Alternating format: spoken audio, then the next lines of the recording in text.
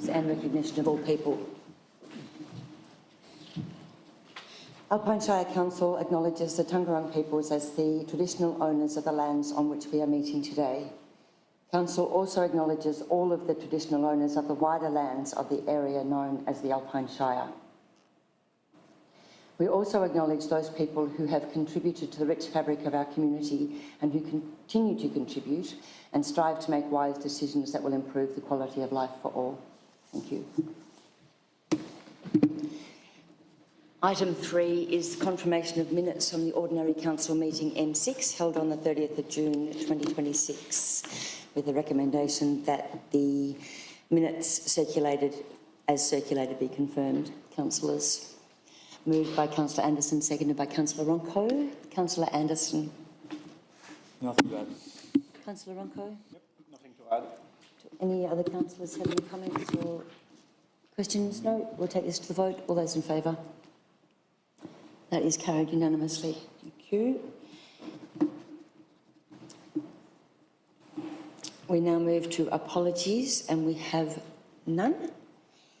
So we go to item 5, obituaries and congratulations, and I'll start on my right with Councillor Anderson. Councillor Byrne. Councillor Ronco.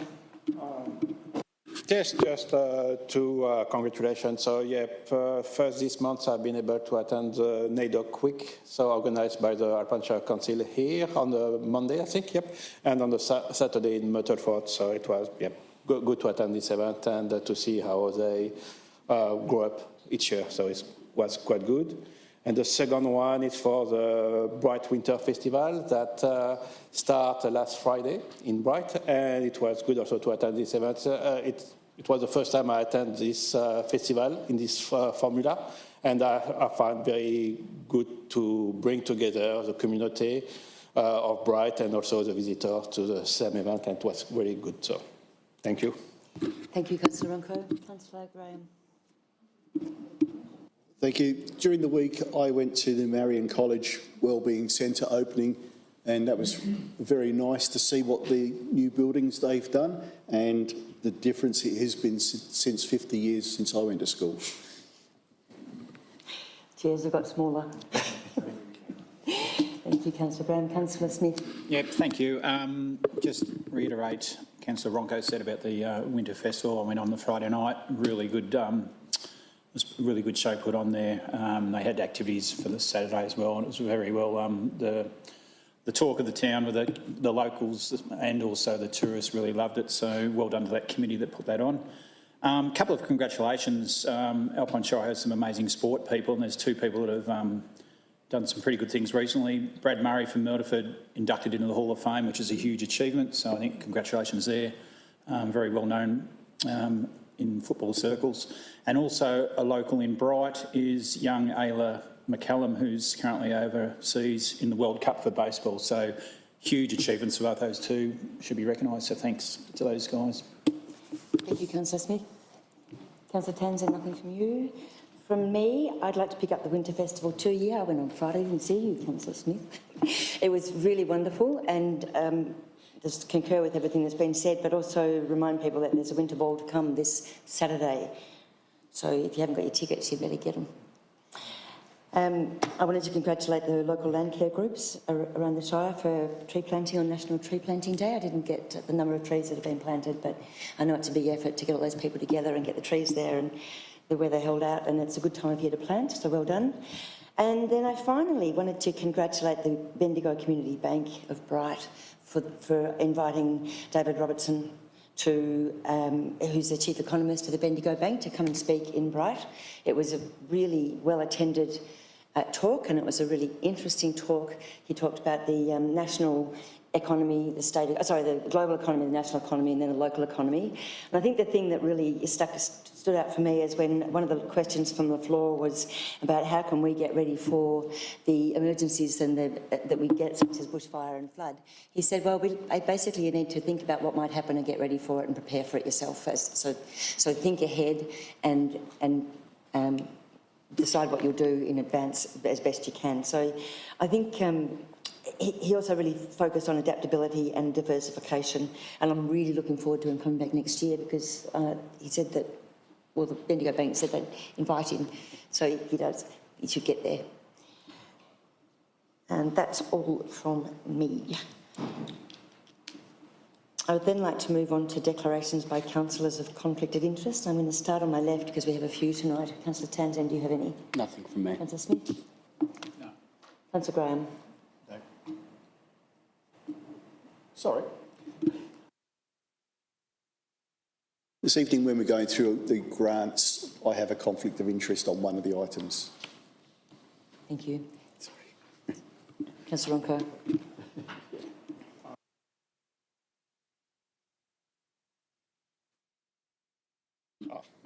Thank you, Councillor Byrne.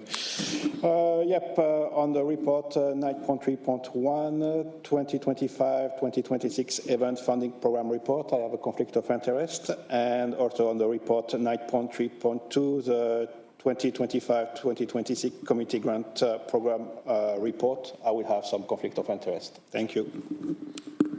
Thank you, Councillor Ronco. Councillor Smith? Oh, sorry, Byrne. Just two conflicts of interest, one for the Alpine Community Bus and one for the Motorford Lions Radio. Thank you. Councillor Anderson? I have two conflicts of interest on item 8.3.2, which is, 8.3.1 event funding program. And I think they're the, just trying to find. Wellbeing Week and Wandinatta Festival. Wellbeing Week and the Wandinatta. Thank you. Thank you. We will call them out when we get to those events, with those items. Thank you, everybody. No other conflicts of interest, and you will know that if you think you've got one at a point in time, you can call it out any time. This is always a bit of a fun night, people coming and going. Okay, we now open to public questions, and we have no questions on notice tonight, so I will ask for questions from the floor. Do we have any questions? Thank you. Please state your name and where you're from. Keith Pike, Toowoomba South. I'm asking this question on behalf of the Alpine FM Committee of Management, the radio station. Is the Shire aware that there are some concerns about the water supply to that building which we rent from the Shire? It is, I think it's probably old copper pipes, but it's very dirty and it's very difficult to use. Apparently, most people at the station don't use it, and I wonder if it's worthwhile checking out, or it may have already been checked out. Just the question, has it been checked out? Thank you, Keith. Ms Buckley. Thank you, Madam Mayor. Thank you, Keith. I don't know the answer to that, but I will certainly check tomorrow for you with our building coordinator to understand if its service request has been raised. And if not, I'll get them to reach out to Alpine FM and seek some questions and get them to come over and have an assessment of it. No problem. Thank you. Any further questions from the floor? No. Mr Dyer.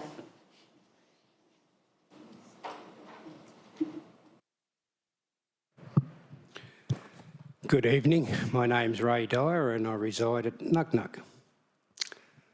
My first question is to the CEO. Well, this is the third month I've spoken about those toilets, and the taps are so powerful that it splashes water onto the floor. When I was in the Jubilee toilet, Centenary Park toilets the other day, there was mud everywhere from boots coming in and out, even though there's concrete right around that toilet. Now, this is the third month I've spoken about it and you haven't done a thing about it. I'd like to know why, but I've also spoken a couple of times of saying that you should stand down because you can't clean the toilets. You can't get them right. Now, you've had since 2016. Thank you, Mr Dyer. You've asked your question and I'll... Pardon? You've asked your question. The CEO can respond. Well, the question is, what are you going to do about those toilets? This is the third month. Thank you. I've wasted questions on those toilets and you haven't done a damn thing. And I'll tell you, everything I've spoken of, you haven't done. Yes.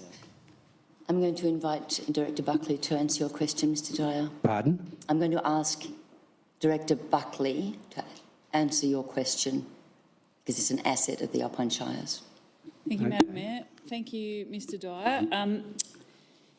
It appears that I'm not 100% confident, but it appears that at the first meeting you mentioned Jubilee Park as having the problem, and then I believe in a later meeting Centenary. So our building maintenance coordinator assessed Jubilee and the taps were changed because you were accurate. They were splashing over the front of the sink.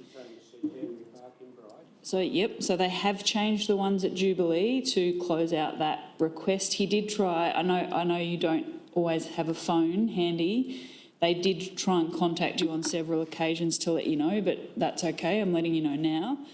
And then they did assess the Centenary male toilet. His assessment was that it appeared to be okay. However, because you've come back again about it, he has committed last week, because I know you came back at the next meeting, to go and assess it again. His original assessment was that it was fine, unlike Jubilee, which he had fixed, but he has committed to going back to Centenary to assess it again because your feedback is that it's still causing that problem. Thank you, Ms Buckley. In those toilets, the water was still on the ground and Sure. everything else, and that's where that mud was. Sure. As for Centenary Park in Bright, they haven't been done. That's Another issue is the toilets over at Mount Beauty in the main street near the op shop. I've spoken about them and said they absolutely smell disgusting and are disgusting. And that was a few months ago, and I've spoken twice about that over the meetings over at Mount Beauty. They don't deserve to have dirty toilets like that, I'll tell you. Thank you, Mr Buckley. Dyer. Now, My next question is to the CEO.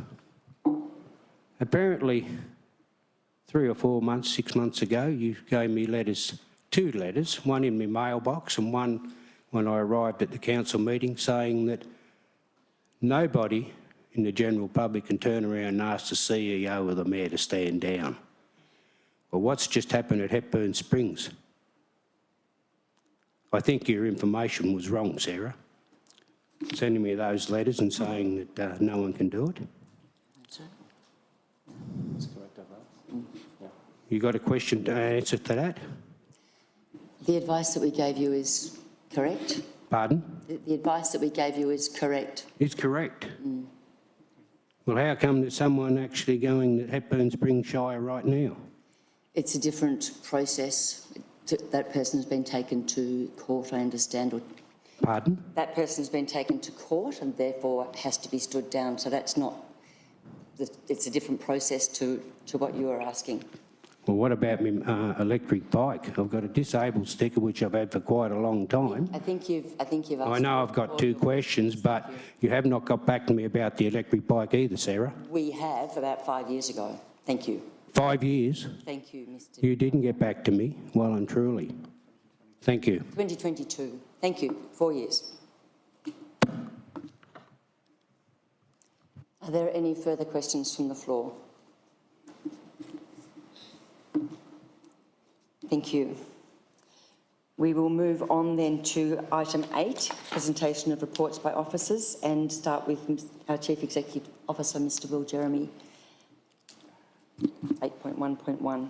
Thank you, Madam Mayor. So this report shows the results of the 2026 Community Satisfaction Survey for the Alpine Shire Council. Alpine Shire participates in the annual Community Satisfaction Survey, which is coordinated by Local Government Victoria. The survey is optional for council, so there's no obligation and no legislated requirement for council to participate in this survey. However, it's worth noting that there are 3 measures that are captured within this survey which are legislated that we have to deliver through the Local Government Performance Reporting Framework. So it's a cost-effective way for council to deliver those measures, as well as getting a measure of the sentiment across the Alpine Shire. In 2026, a new provider was appointed by Local Government Victoria, and there were a couple of changes associated with that. one of which, interestingly, instead of being a 100% telephone survey, the survey this year was carried out 300 surveys via telephone and 100 online. So it's the first year that online surveying has been introduced. And there were also some improvements to some of the descriptions, most notably an attempt to better delineate what is a state government road from a local government road through the questions that were asked of those survey respondents. Across Victoria, 39 of the 79 councils participated in this customer satisfaction survey that was delivered by this provider, so that's just short of 50%. And of those, 10 out of the 19 small rural shires, so just over 50%, participated in the survey. So for our cohort, which is the small rural shires, we've got a cohort of 10 councils that participated. Results are then summarised through an index score, which is weighted, and a higher index score indicates a more positive weighted response from the respondents. So the summary of the sentiment, resident sentiment with Alpine Shire Council has lifted sharply, and it now sits above other small rural shires across nearly every measure. Overall performance has improved by 8 points since we were surveyed in 2025. The increase in sentiment the increase in positive sentiment was more pronounced amongst 18 to 34-year-olds and 35 to 49-year-olds. So I'll touch on some of the highlights and some areas for further improvement. So as I noted, strong overall improvement trajectory. So that's that 8 percentage point increase on the previous year. Decisions in the interest of the community has also risen, and it's above both the state benchmark and the small shire benchmark. So it's improved 8 points year on year. And as a high influence driver of overall satisfaction, this is a meaningful improvement, is what the survey company provided. Waste management is the highest scoring service across all of the service areas measured. It's sitting at 71 and shows the largest year-on-year improvement of any service measured, up 11 percentage points on previous year. And performance is now sitting back in line with the state and the small shire average. Opportunities areas for council to address. So the first one that was listed, condition of local sealed roads. So the condition of council's sealed local streets shows one of the largest negative gaps against the state benchmark across all the services that were rated in the report, which is at 50 and 4 points below the state. It's also one of the lowest scoring of the services measured. It is also a high influence driver of overall satisfaction in the survey, so it's weighted quite heavily in the responses and how the overall satisfaction is measured. Open-ended feedback that council sought reinforces the picture, with road conditions and maintenance the single most frequently raised improvement priority, mentioned by 19% of residents who responded to the survey. Customer service experience is also an area of opportunity for improvement. The service rating currently sits at 60, which is 8 points below the state benchmark. And it's the largest negative gap against the state amongst the measures which have been tracked for council. Whilst this is up 5 points year on year, the gap to peers remains meaningful and reflects how residents who have contacted council are experiencing these interactions. Finally, worth mentioning, spending of public funds. Spending of public funds is rated 49, which is 2 points below the state benchmark. Open-ended feedback indicates that rates and value for money are recurring improvement priorities for Alpine Shire residents. The 50 to 64 age group is notably less positive than the wider community in this area. So that's the summary for this year, and this evening the recommendation to council is that council notes the results of the 2026 Community Satisfaction Survey. And worth noting, the report is attached in full to this council agenda report, but as we do every year, we will post that report to council's website, so it's available in full to the community. Thank you, Mr Jeremy. Councillors. Moved Councillor Graham, seconded Councillor Smith. Councillor Graham. Thank you. It's really pleasing to see that overall we have increased or improved over the last 12 months on every metric. Out of all of them, these sealed roads, is, unfortunately, I think we're still being rated for the roads that we don't have any control over, particularly things like the Yakandanda Road, which if anyone's been across there lately is absolutely atrocious. Thank you. Thank you, Councillor Graham. Councillor Smith.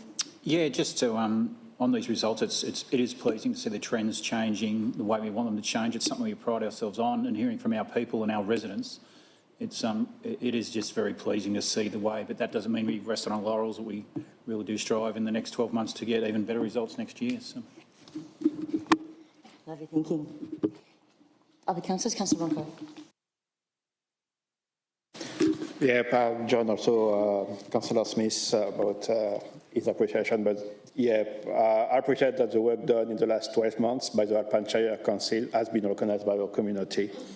I would like also to congratulate Alpine Shire CEO, directors, council officer and staff, and fellow councillor for all the work done in the last 12 months. So we need also to recognise that there are still some work to be done, as highlighted in this survey, to deliver a better outcome for our community. Thank you. Thank you, Councillor Ronco. You took the words right out of my mouth. Other councillors, anybody like to make comment or ask a question? Councillor Anderson. Looking at the report, there's a few changes in the way that the survey is done. There's some phone calls and online surveys, is that right? And what was the sort of spread across phone calls and online? Does anyone have the answer? The 100 online and 300 phone calls. Okay, thanks.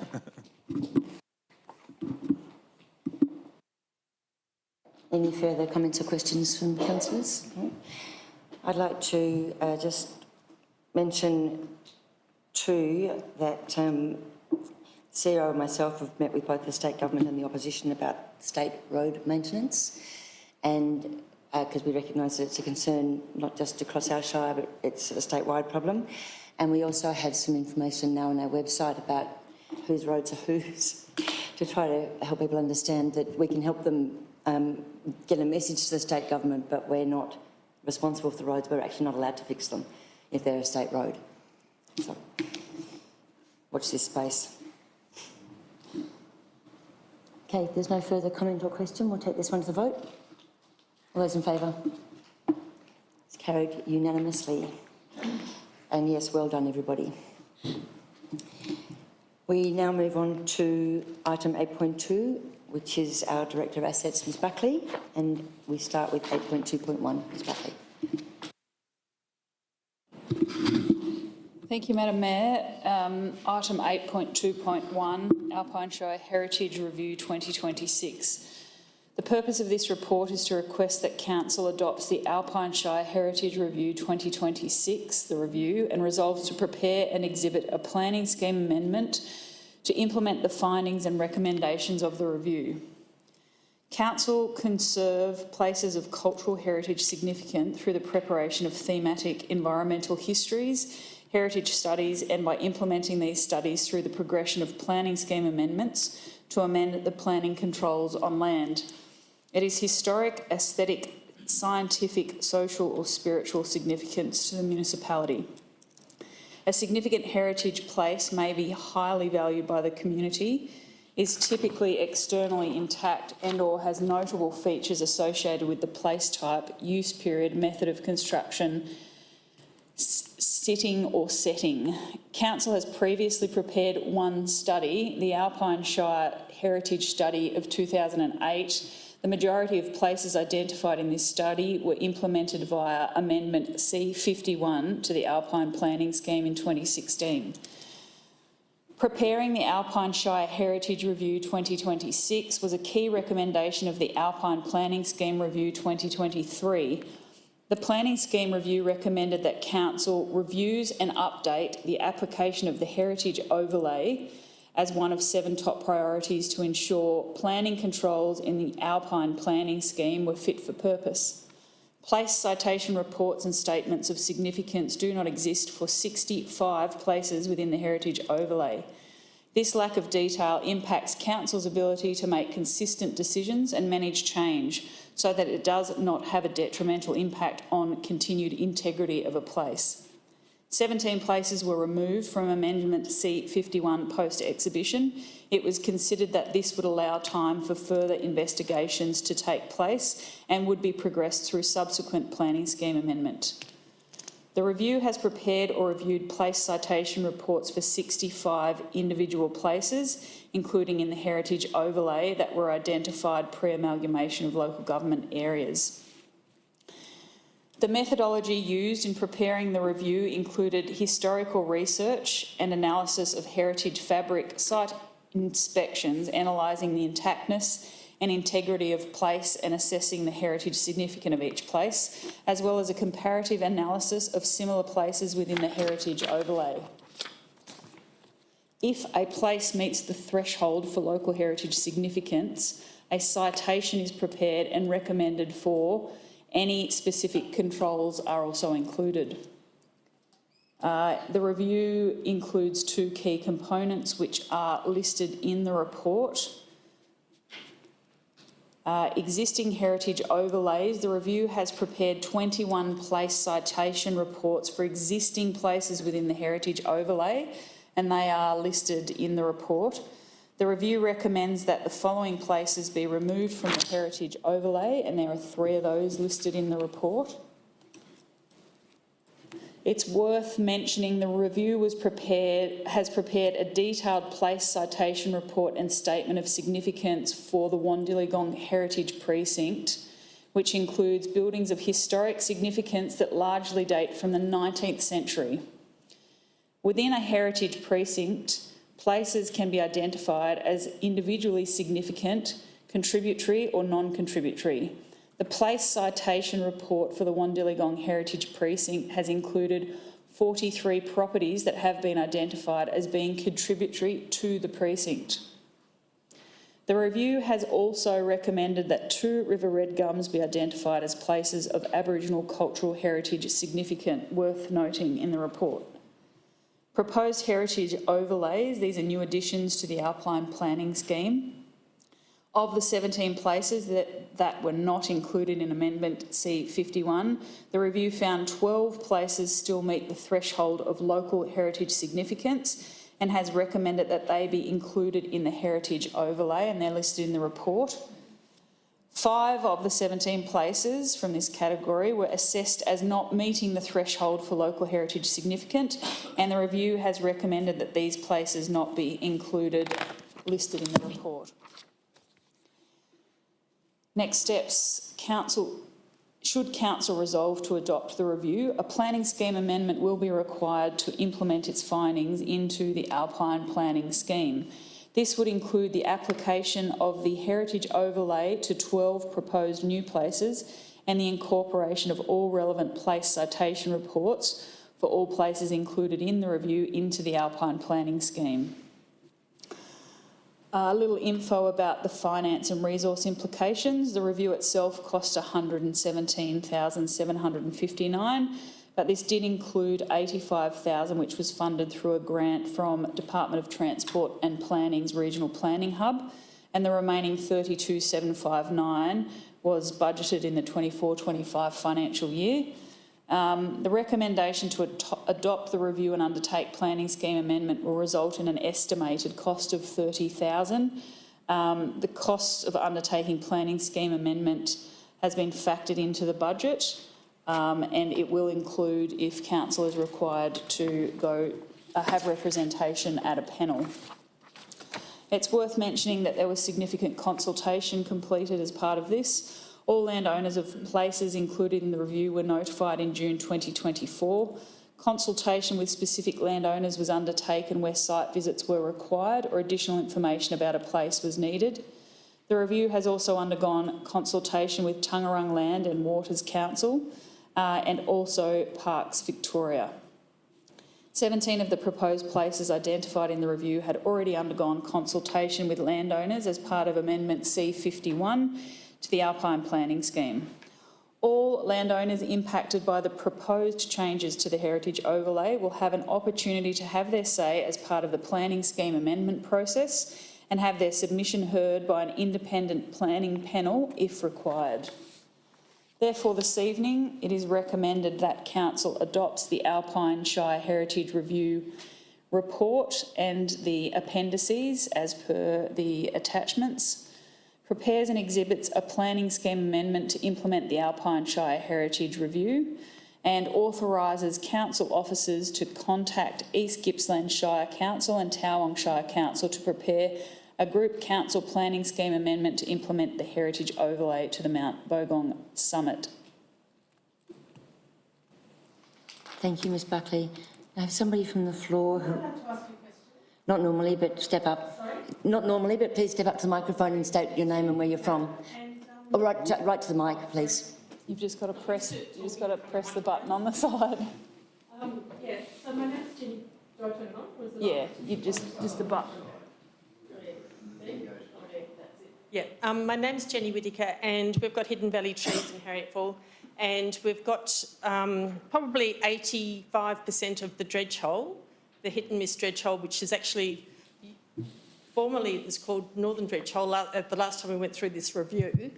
And you've said that there was extensive consultation with the property owners. Well, no one has come to us. So, and this is about to get passed or reviewed.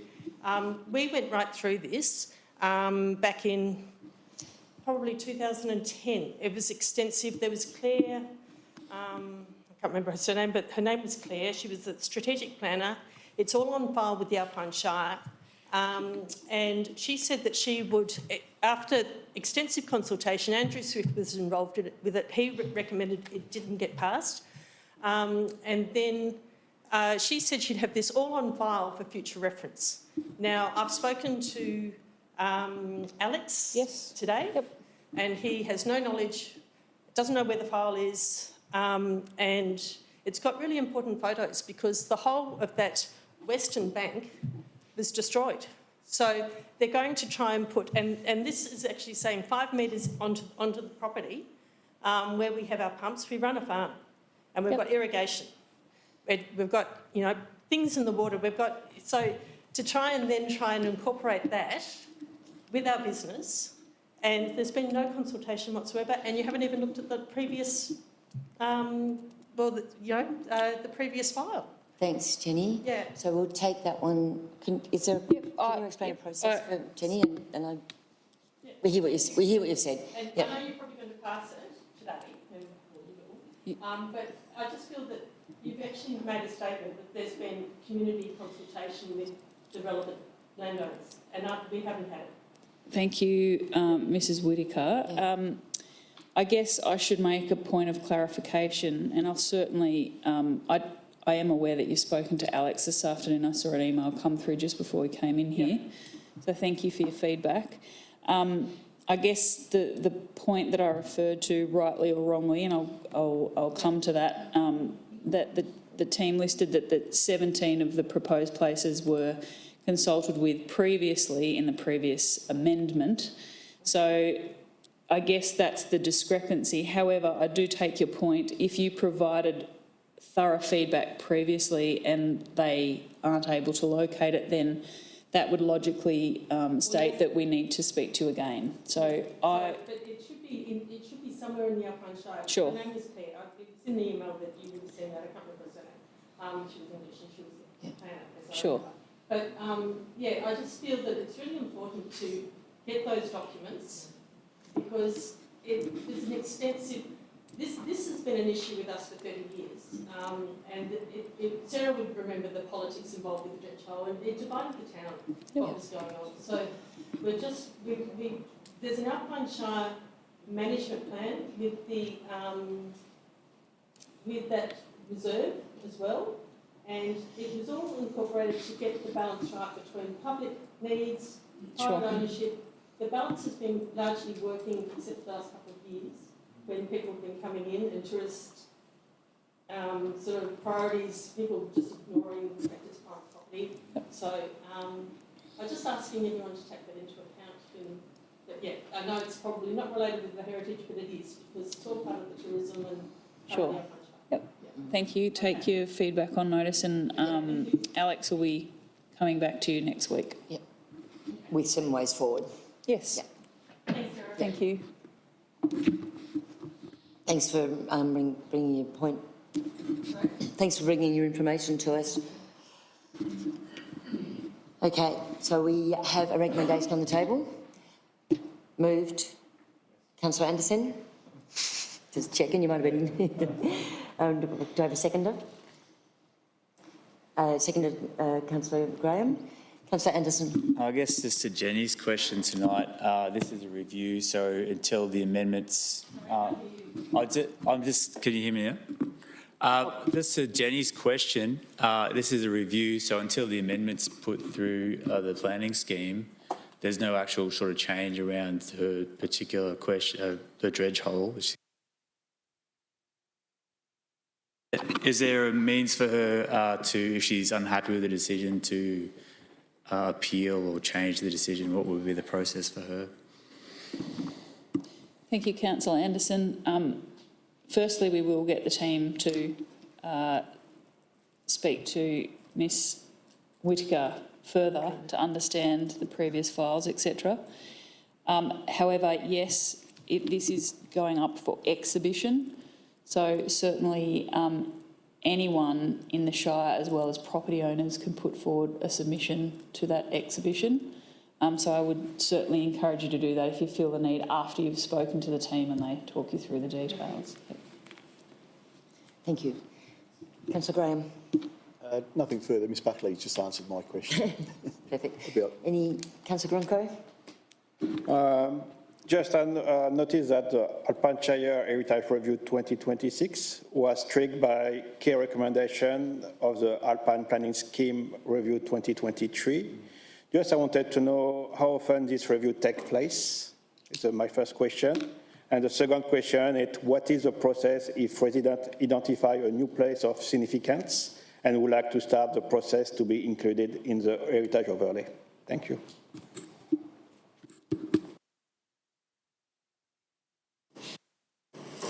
Thank you, Councillor Ronco.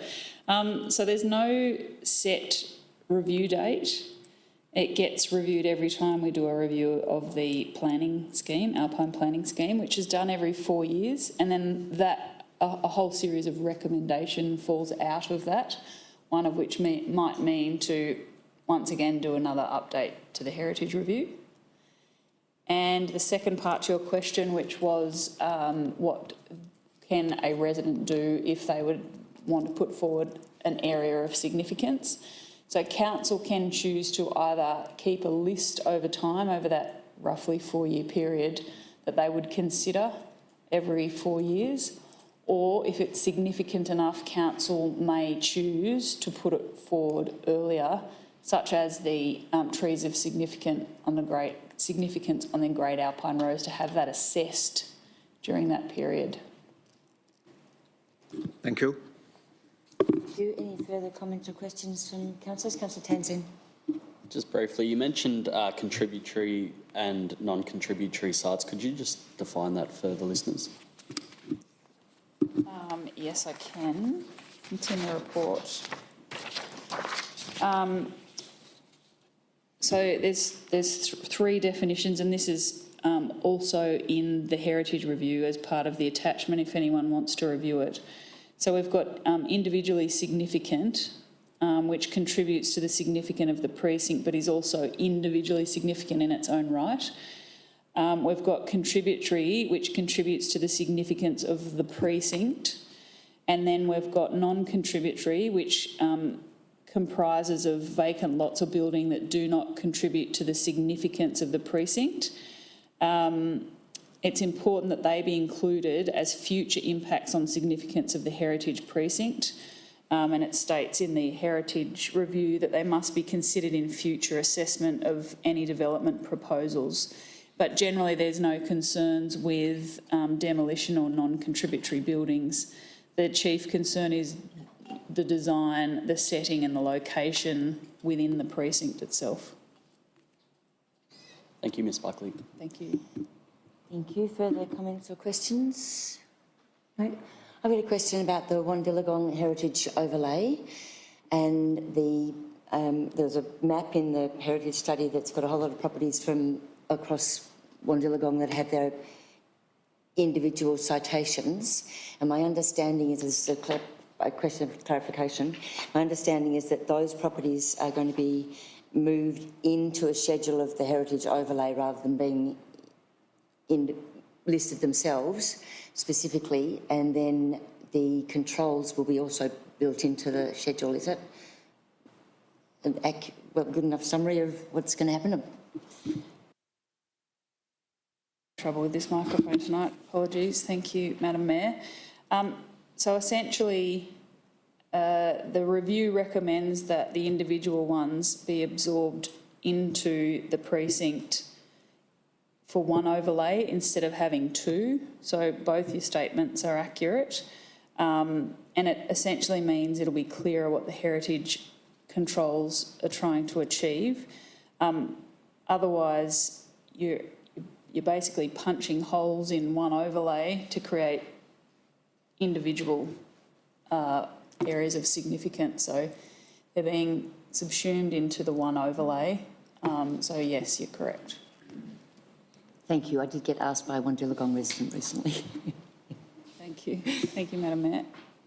Any further comments, questions? We'll take this one to the vote. All those in favour? There we go. Yes, carried unanimously. Out for exhibition.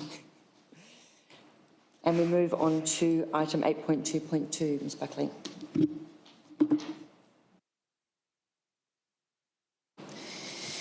Thank you, Madam Mayor. Item 8.2.2, lease of land at 29 Elgin Street in Myrtleford. This report relates to a proposed new lease on land known as Crown Allotment 15, Section 13, Parish of Myrtleford, being the property located at 29 Elgin Street in Myrtleford, including the building known as the Old School Museum. The Old School Museum in Myrtleford is located within the former Myrtleford State School building, which operated in 1870 until its closure in 1938. Excuse me. The Myrtleford and District Historical Society was established in 1982 and in 1987 commenced operating in the Old School Museum, preserving and presenting the history of Myrtleford and the surrounding district. The site is Crown land reserved for the purpose of a museum, with Alpine Shire Council appointed as the Committee of Management. Following discussions with the Historical Society, it has been determined that establishing a lease is the most appropriate mechanism to provide the Society with long-term certainty regarding its tenure and ongoing use of the building and land as a museum. The heritage overlay applies to the land. The building is of local heritage significance and its continued use is important to council and the community. The Historical Society can ensure the continued conservation and use of this important place of local heritage significance. In accordance with Section 115 of the Local Government Act 2020, a council decision is required to enter into a lease of land for 10 years or more, regardless of value, and this decision cannot be delegated. Just a few financial and resource implications. The annual lease fee is $257.73 in accordance with fees adopted in Council's 25-26 budget. The proposed lease term is 10 years with one further term of 10 years, so 10 plus 10. Council is responsible for any major maintenance and capital repairs. The associated capital costs have been included in Council's 10-year asset plan. In May 2026, in accordance with Council's Community Engagement Policy, Council advertised a notice of intent to negotiate directly with the current tenant for lease. DECA was also consulted and given in principle approval for the lease. And the risk management item called out in the lease is listed in the report. Therefore, this evening, it is recommended that Council approves and executes a lease for Crown Allotment 15, Section 13, Parish of Myrtleford, and signs and seals the lease of the Crown Allotment, Parish of Myrtleford, at an appropriate stage of the meeting. Thank you, Ms Buckley. Councillors. Councillor Byrne. Councillor Graham. Seconded by Councillor Graham, for those taking the minutes. Councillor Byrne. First, I'd like to commend council officers for providing long-term surety on the operation of the Old School Museum, which is obviously very valuable to many of the residents. I'd also note that a conditional assessment has not been undertaken for this building as yet. What is the time frame for completing this assessment? Thank you, Councillor Byrne. It will be within the next 12 months we'll complete a condition assessment of the building. Thank you. Councillor Graham.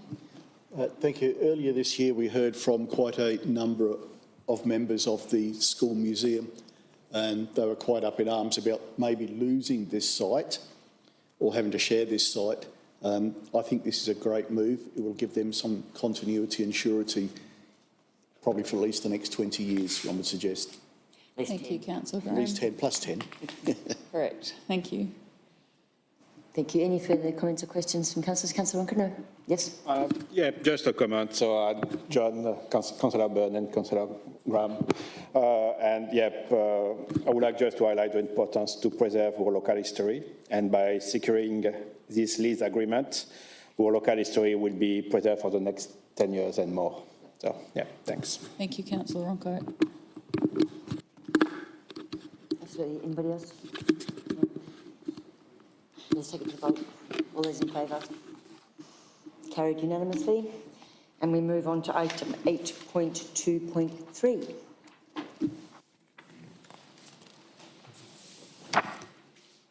Thank you, Madam Mayor. 8.2.3, Alpine Shire Community Infrastructure Needs Assessment. The Alpine Shire Community Infrastructure Needs Assessment 2026, or CINA for short, provides an evidence-based strategic framework to guide future planning, prioritisation and investment in community and social infrastructure across Alpine Shire. This report recommends the adoption of the CINA following completion of the targeted community engagement and community consultation phases. Council owns and manages a broad network of community infrastructure across Alpine Shire, including community halls, libraries, sporting facilities, neighbourhood houses, museums and open spaces. The need for coordinated evidence-based approach to infrastructure planning was identified through the priorities and supporting strategies of the Alpine Shire Plan 25 to 29.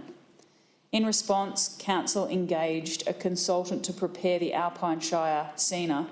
The CINA provides a long-term strategic framework to guide decision-making for community infrastructure across the Shire. The CINA has been informed, and it's listed in the report, audits, condition assessments, population demographics, service demand and forecasting, targeted stakeholder engagement and consultation. The CINA identifies that while Alpine Shire's infrastructure network is highly valued and widely used, there are emerging challenges related to ageing assets, changing community expectations, access inequities and financial sustainability. Listed in the report are the key issues affecting the performance and accessibility and long-term sustainability of community infrastructure, and you can view those individually in the report with summary. At the Ordinary Council meeting held in October 2025, Council resolved to endorse an engagement process to seek feedback on the draft CINA. The draft CINA was placed on community consultation for an 8-week period. Following consideration of all feedback, the CINA has been updated to improve clarity and strategic focus. The changes include, and I'll paraphrase, key messages that infrastructure is highly valued, accessibility is important, transport has been identified as a priority area for improvement, updates to service plans, language regarding community infrastructure clarifies that consolidation is a long-term strategy. Libraries, cultural facilities and tourism assets have been reframed to support extended access, and something that Councillor Graham mentioned earlier, focus on ensuring that our own users of our buildings, particularly the historical societies, feel like their input has been heard for the importance of their buildings and their assets. Early years content better explains waitlist data, growing demands, etc. for that sector.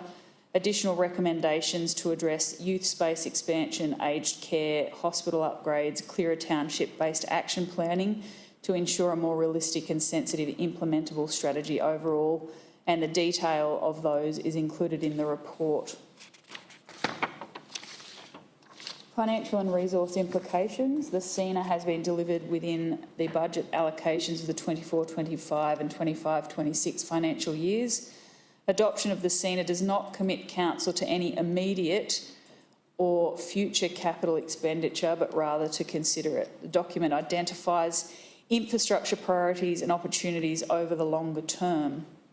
Council will continue to pursue external funding opportunities to support delivery of priority infrastructure.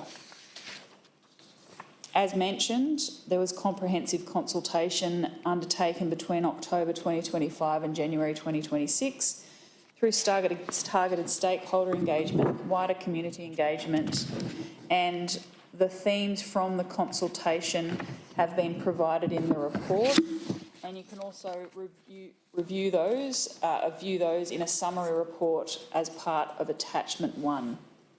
Adoption of the SENA is a critical step in moving from reactive infrastructure decision-making towards a coordinated, strategic and financially sustainable approach.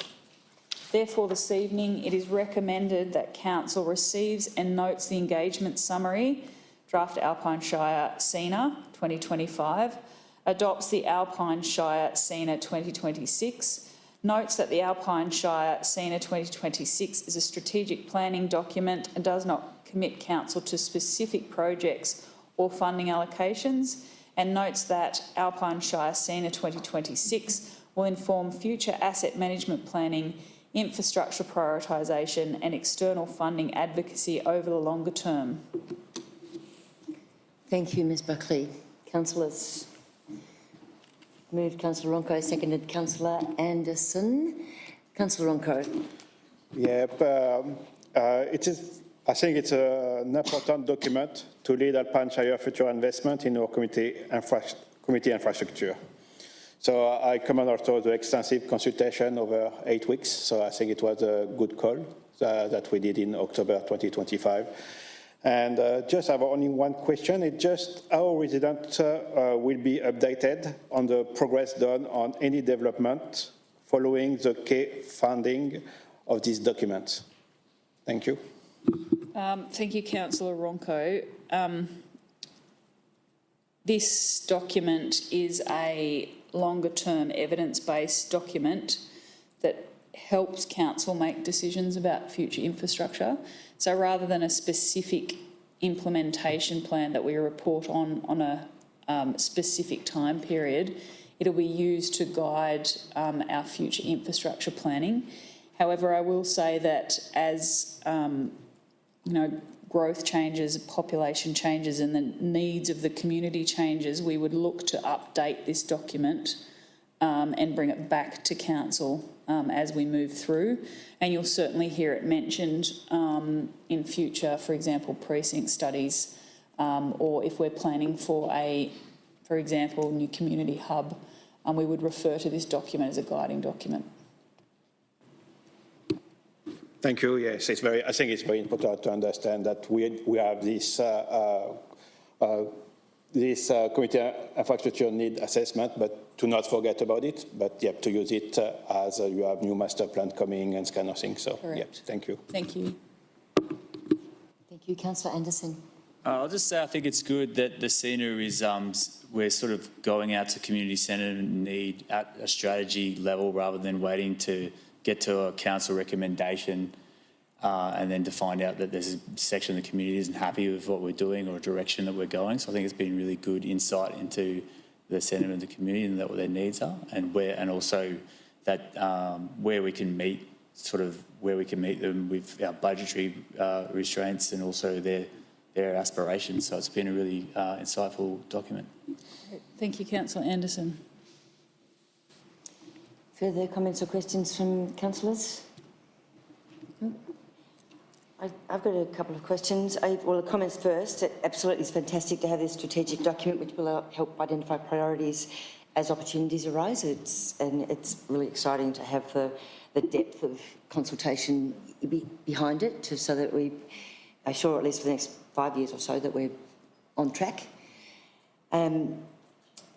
Really good community input, and I'm curious about the lessons learnt during the process of the development of the plan. Thank you, Madam Mayor. Certainly, it's no secret that we had members of the Myrtleford Historical Society who were quite distressed, I would say, in that we didn't do targeted engagement. That was a miss by us, absolutely. The lessons learnt are that we would broaden our scope in terms of targeted engagement.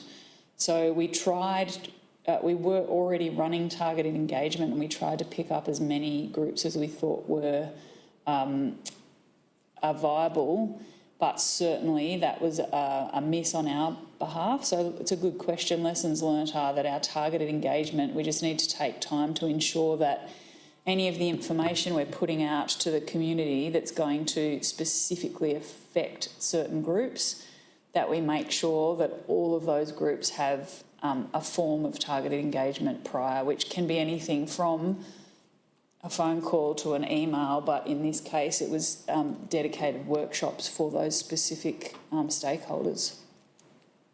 Great, thank you. The other thing I wanted to just pull out, because one of the things I think is really important is community engagement, and when I looked at those, the answers that came back when it bulked up, the first one was transport to facilities, and we've heard, we hear and hear around the Shire that there's inadequate transport. The other one was, the next two, the really interesting, was activating facilities, so encouraging more use. And the third one was upskilling and empowering communities to do that. And I just wondered, so they're sort of things that aren't infrastructure, but I just wondered how we might capture those. And I know it's a question without notice, sorry, because they're such, obviously so important to our community, and whether there's some other way of capturing and perhaps activating some of that. I know we're working on a transport study, so that's good, but the other two, have we got any sort of Thank you, Madam Mayor. We are working on a lot of, well, we've got plans to work on transport studies, local area traffic plans, etc. I think activating facilities is something that our internal property and contracts team works quite hard on, in terms of ensuring that they're fit for purpose, but also viable fees for community groups to use, because we do have a discounted rate for those. Having said that, the team, it's not recorded anywhere, but the team has strong aspirations to develop up advertising for those facilities for community groups and those from outside of the Shire to utilise those. It's been on their wish list for quite some time, to ensure that we've got use of the buildings that are fit for purpose, because it's not just about consolidation, it's about, like you said, activating those ones that are fit for purpose that people may or may not know about. So watch this space. Great news, thank you. Further comments, questions? No, I'll take this one to the vote. All those in favour? That's unanimous, I think. Did you put your hand up, Dave? Yes, sorry. You hid it behind your head. And we move on to 8.2.4. Thank you, Madam Mayor. 8.2.4, provision of fuel card services and lubricants. This report relates to the award of a contract for the provision of fuel card services and lubricants for Alpine Shire Council, and seeks Council's approval to access a preferred supplier arrangement established through the Municipal Association of Victoria, MAV Procurement, and the National Procurement Network. The Municipal Association of Victoria is a legislated peak body for local government in Victoria. MAV Procurement is a unit of MAV which leverages the combined purchasing power of councils to achieve better value on products and services. These group tender processes provide better procurement outcomes for local governments by aggregating demand and achieving improved commercial and service outcomes. MAV Procurement established a contract for the supply of bulk fuel card services and oils, lubricant and vehicle care products on the 1st of February 2018, and Council has in the past, and the details are in the report, taken part in this in various forms since 2018.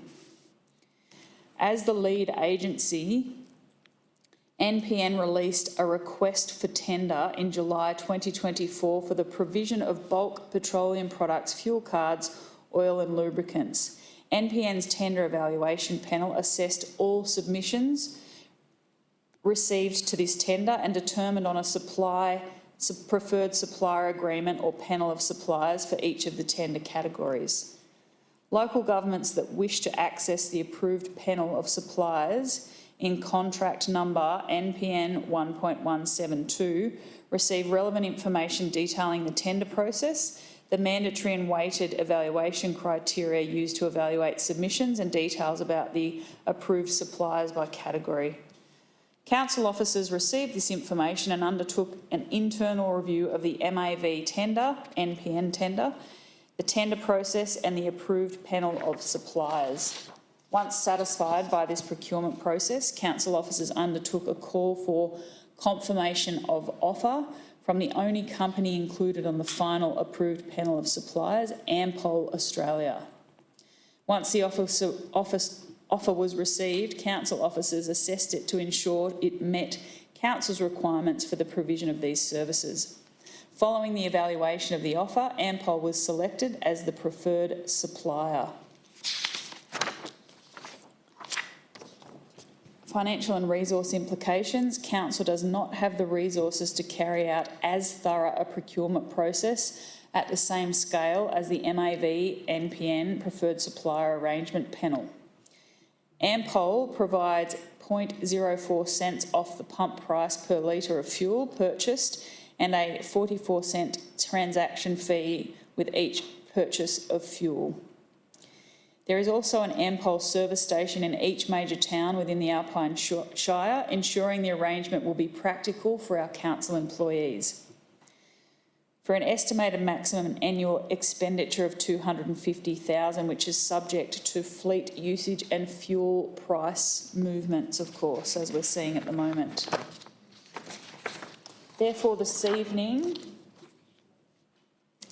it is recommended that council approves access to the MAV's procurement preferred supplier arrangement panel, approves participation in the preferred supplier arrangement, notes that the conditions of this contract are such that council can opt in and opt out of this contract and there is no minimum or maximum spend, delegates authority to the CEO to opt into the contract, delegates authority to the CEO to enter into a contract for the 26-27 financial year with a maximum value of $250,000 and to execute any contract variations, and delegates authority to the CEO to enter into contracts with Ampol Australia Petroleum for future financial years, subject to annual budget allocations and price variations.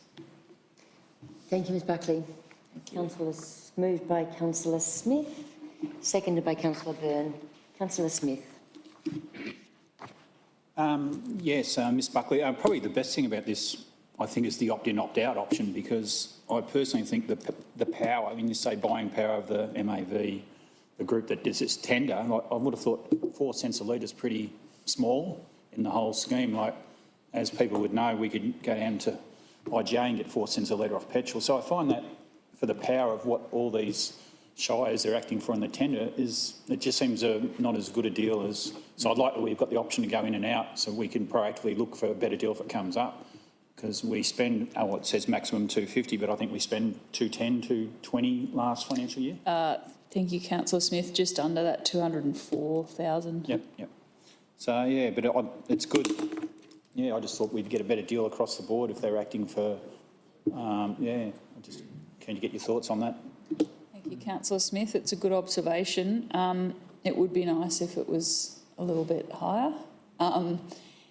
What it does do, though, it saves us in council resources, which has a cost, obviously.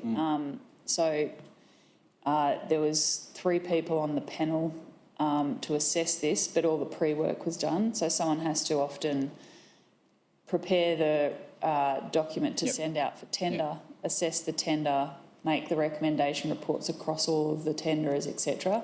that pre-work's all done, as well as they have it, the MAV have it run through a legal team as well to check the conditions of the proposed tenderers. So all the pre-work's done, which saves council a significant amount of dollars in staff time. Yeah. Can you just advise with Ampol, the previous, how many cents a litre, do you recall what we got out of that? I think it was identical. Same, yep. I think it was identical, yes. Yeah. So it Thank hasn't changed. Thank you. Councillor Byrne? Thank you, Director Buckley. You mentioned the 4 cents per litre. Is there any discount on the lubricants and other products? Thank you, Councillor Byrne. No, there isn't.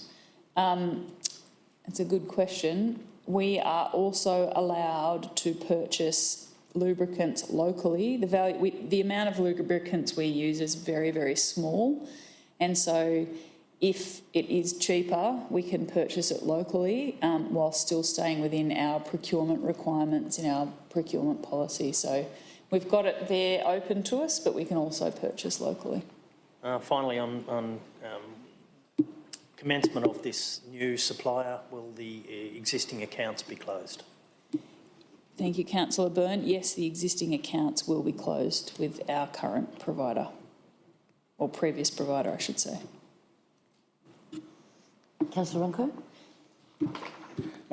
Just a question. I know that in our procurement policy, we follow a K selection criteria, and I wanted to know which K selection criteria has been applied to assess this procurement, because we went with MAV. Just.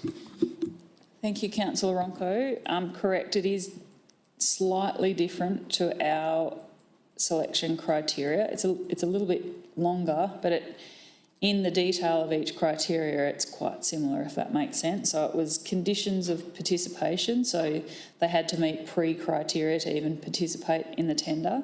Compliance, so there's a lot of compliance in the fuel industry in terms of supply of fuel. Demonstrated experience in supplying fuel and lubricants, etc., and services. Contract management and reporting, what they do in terms of that, and sustainability and social responsibility, and then, of course, price. Yep, thank you. Thank you, Councillor Ronco. Councillor Anderson? So we spend around $200,000 a year on fuel, and I've noticed our fuel prices have been going up again. Is there anything we're doing as a council to try and bring that consumption down and cost? Thank you, Councillor Anderson.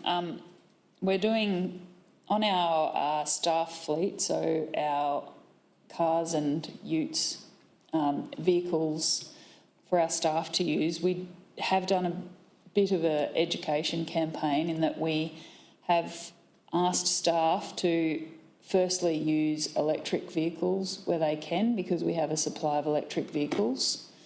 We've also, if electric vehicles aren't available, we ask them to then consider the hybrid vehicles, and after that, full fuel. In addition to that, we've asked the staff where possible to ensure that they travel to meetings together, as opposed to if 3 people are going to the same meeting, we ask them to commute together to those meetings. If fuel was to either dry up or become extremely expensive, council has a strategy ready to consider which services they might be able to push out or stop for a period of time. At this point in time, we're not needing to do that. We've buffered in enough budget to allow for an increase in fuel prices, but we do have a strategy ready if we need to stop certain services that require heavy plant and fleet, but we're not at that point. Thank you. Thank you, Ms Buckley. Councillor Graham? Thank you. I recognise we're spending a lot of time on 4 cents. That 4 cents, is that on the variable pump price, which goes up and down at will, or on a fixed tendered price? Thank you, Councillor Graham. It's on a variable pump price. So it's on the pump price. And look, I will say it does seem like a lot of effort to spend, but if we were to do it ourselves, we'd be spending more effort to just get to this point. The fact that we can opt out at any time is great, but because of the size of the purchase, it's cumulative spend, so you have to go to a public tender. So we can't just pick and choose fuel every day. We've got to have a tender because the spend's so high, hence why it's coming to council to ensure we've run through that process properly. But yes, I do agree. It does appear that way. Anyone else? No. I've got a question, two questions actually. One is, do you have any idea how many other councils are opting into this? I do not, Madam Mayor, but I can check. Thank you. That's part of the reason I asked that is because there's increasing numbers of EVs in fleets.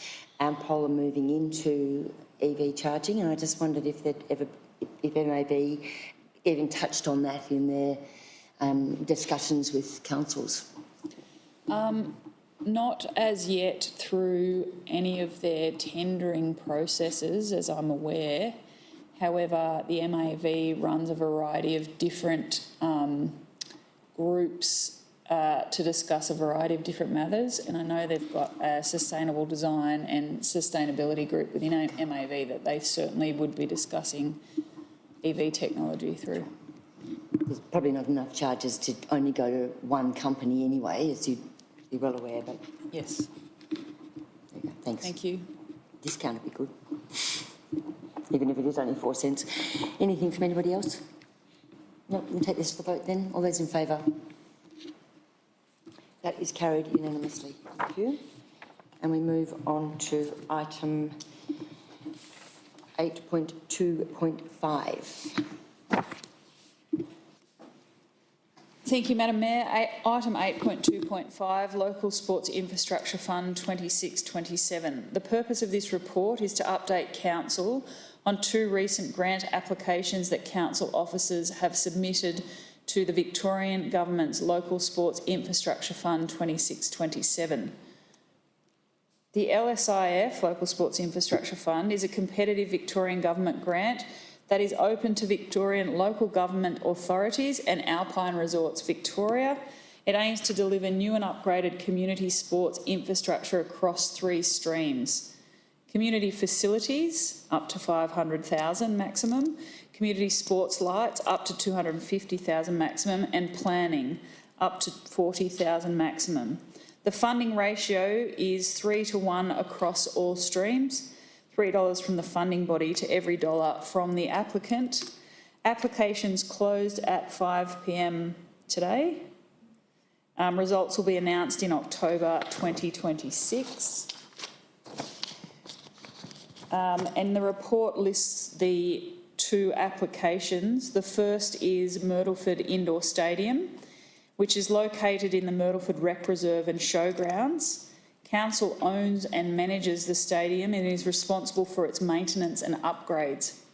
The project seeks to upgrade the existing stadium to better meet the current and future needs of the Myrtleford community, including improved accessibility, functionality and compliance with contemporary sporting standards. The project itself includes items such as renovation of toilets, improving change rooms, first aid rooms, squash courts, etc. The current facilities are over 40 years old and have seen minimal maintenance since the original construction and no longer meets the needs of a modern inclusive community. While the previous recent funding application to realise this project was unsuccessful, feedback from the funding body indicated that the project was highly competitive and close to receiving funding. The project is one of the top priorities in Council's project prioritisation pipeline and is considered within the 1 to 4 delivery category. The second application was in the planning stream for the open space strategy. Council officers have undertaken the background work needed to prepare an updated open space strategy, which will establish a long-term framework for the planning, management, enhancement and acquisition of public open space across the municipality. The application would build upon the existing but now largely out-of-date Alpine Shire Open Space Strategy 2013. Funding available through the LSIF would allow council officers to meet current strategy standards, and I paraphrase, finalise the strategy, ensure that there is appropriate evidence base to support the analysis, and to enable council to justify the inclusion of a requirement to provide 5% minimum open space contribution that can be implemented through the Alpine Planning Scheme. A little bit on the financials and resource implications. The estimated cost of the Myrtleford Indoor Stadium project is $723,100. A total of $500,000 is the maximum amount that can be applied for, and council has applied for the maximum amount. Council's co-contribution is $223,100. The project completion date is expected to be December 2028 if council was successful, and could be considered through a future budget process in the 27, 28 and 29 budgets. Reflecting on the open space strategy application, the maximum amount of funding available through the planning stream is $40,000. Council has applied for the full $40,000 and has indicated a co-contribution from council of $10,000, and this amount can be accommodated within the adopted existing 26-27 budget. Therefore, this evening it is recommended that council notes that 2 grant funding applications have been submitted to the Victorian Government's Local Sports Infrastructure Fund 26-27, including upgrades to the Myrtleford Indoor Stadium under the Community Facilities stream and preparation of an open space strategy for the municipality under the planning stream. Thank you, Ms Buckley. Councillors. Councillor Anderson. Councillor Tanzin. Councillor Anderson. I just think this is a really good application, and I thank the people who do the work on it. I know a grant application is a lot of work. Just when we hear if we're successful, how will we communicate that to the community? Thank you, Councillor Anderson. We would probably advertise it on our socials and potentially do a media release. However, if we're informed that we're successful, we would first have to come back up to council for council to approve formally the co-contribution before it is signed, given the value. That's for the Myrtleford Stadium. Open space strategy can be signed under delegation. Thank you. Thank you. Councillor Tanzin? Nothing to add. Nothing to add. Anything, anybody else? Councillor Ronco. Yes, just for the Myrtleford Indoor Stadium upgrade, could we have an idea of the long-term financial sustainability of this asset? And the second question, could you also confirm that most of these upgrades will have an expected useful life between 10 and to 50 years, apart from standard maintenance such as painting or resealing? Thank you. Thank you, Councillor Ronco. So, because this building hasn't been renewed appropriately, there was some discrepancy over who owned parts of the building, and those that we weren't sure of hadn't been renewed at an appropriate time, which means that the maintenance costs significantly increase as the parts of the asset get older. So if you renew an asset, and I think the values of the entire stadium, the replacement value would be around about 3.4 million. If it was to be renewed tomorrow, the entire lot, you'd be looking at about 0.5 to 1% annually on maintenance. If you haven't renewed it appropriately, that jumps to anywhere between 5 and 8%. So it's a significant change in maintenance costs of, $30,000 to potentially $150,000 a year as the asset ages. If we were to be successful and we renewed the very old parts of the building, components of the building would last for 5 years, some fixtures and fittings, etc. But there's sections that we're going to renovate that will last anywhere up to 40 odd years. So different components, but it extends the life, and then we build in the depreciation to allow for us to ensure that when we need to renew it again, we can further down the line. Thank you. Yeah, it's just to have this always view of the long term, what's Correct. the significance for the long term, but it's a good project. Thank you. Thank you. Any further comments or questions? Councillor Graham. Thank you. For anyone that's been into the building, the parts that we're talking about, the toilets, the amenities, the change rooms, they are in severe need of updating. Because Correct. Thank you, Councillor Graham. Yes, they are. We are very, very hopeful that we will receive this grant. There is a renewal budget set aside for future years in our asset plan for this asset. However, it would not be as extensive if we were able to get the grant, because there's portions that, if we're successful in this project, that would enable us to complete upgrades, not just renewal. thank you. Thank you. Thank you. We'll take this one to the vote. All those in favour? It's unanimous. Thank you. And we move on to 8.2.6. Thank you, Madam Mayor. 8.2.6, award of contract number 26166 for the Poorpunka Transfer Station landfill cap construction stage 3 and renewal of existing stormwater drainage.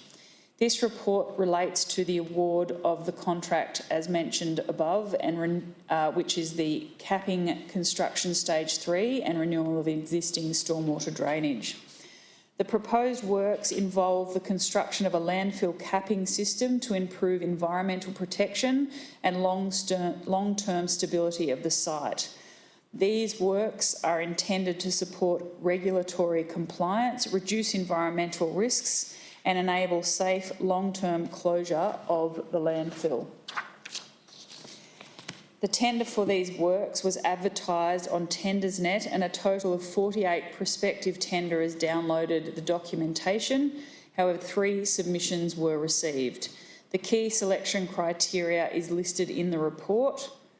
Following the assessment of the tenders, it was determined that the tender from Extons Pty Ltd best met all the requirements of the selection criteria. As outlined in the risk management section of this report, the fill layer, being the in situ material placed by Alpine Shire Council several years ago, represents the highest risk element of the contract, and a provisional sum has been included, which I'll discuss in the financial and resource implications section. The approved budget allocation for this project is $1.5 million. Following the assessment and finalisation of the tenders received, the total estimated cost to complete stage 3 capping, including construction and all associated project costs, which are detailed in the report, exceeds the approved 26-27 budget by $26,776. This budget shortfall is a result of, as I mentioned, the provisional costs that we've allowed for, and also the combined stage 3 project costs rather than just construction costs alone. Sufficient funds are available within the waste reserve to accommodate this additional expenditure. The risk management section of the report highlights key risks. It's an extremely thorough review of the key risks that council officers have completed. Extensive communication with the community, Alpine Shire's Council Occupational Health and Safety Officer and the Waste Operations Team will be completed ahead of the construction starting to explain the adjusted traffic conditions and potential change to operational hours at the transfer station, which council officers will aim to avoid.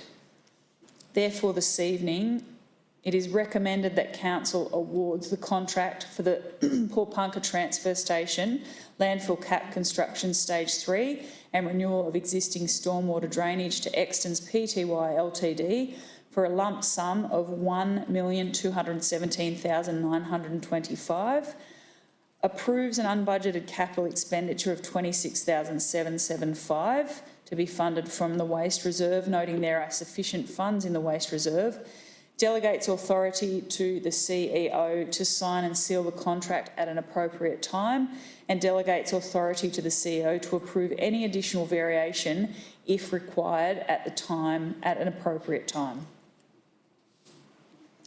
Thank you, Ms Buckley. Councillor Byrne, Councillor Anderson. Councillor Byrne.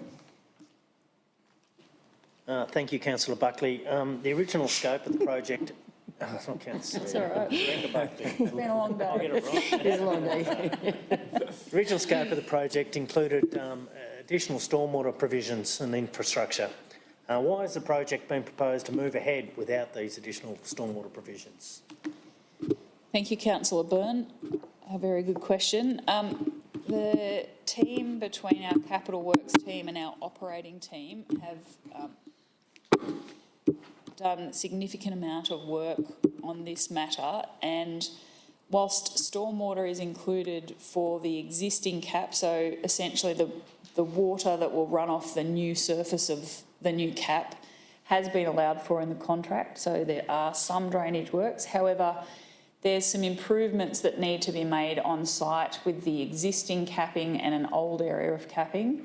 And between my two teams, they believe that the internal teams can manage most of the works that are required. So our operating team have heavy plant and equipment that can manage this.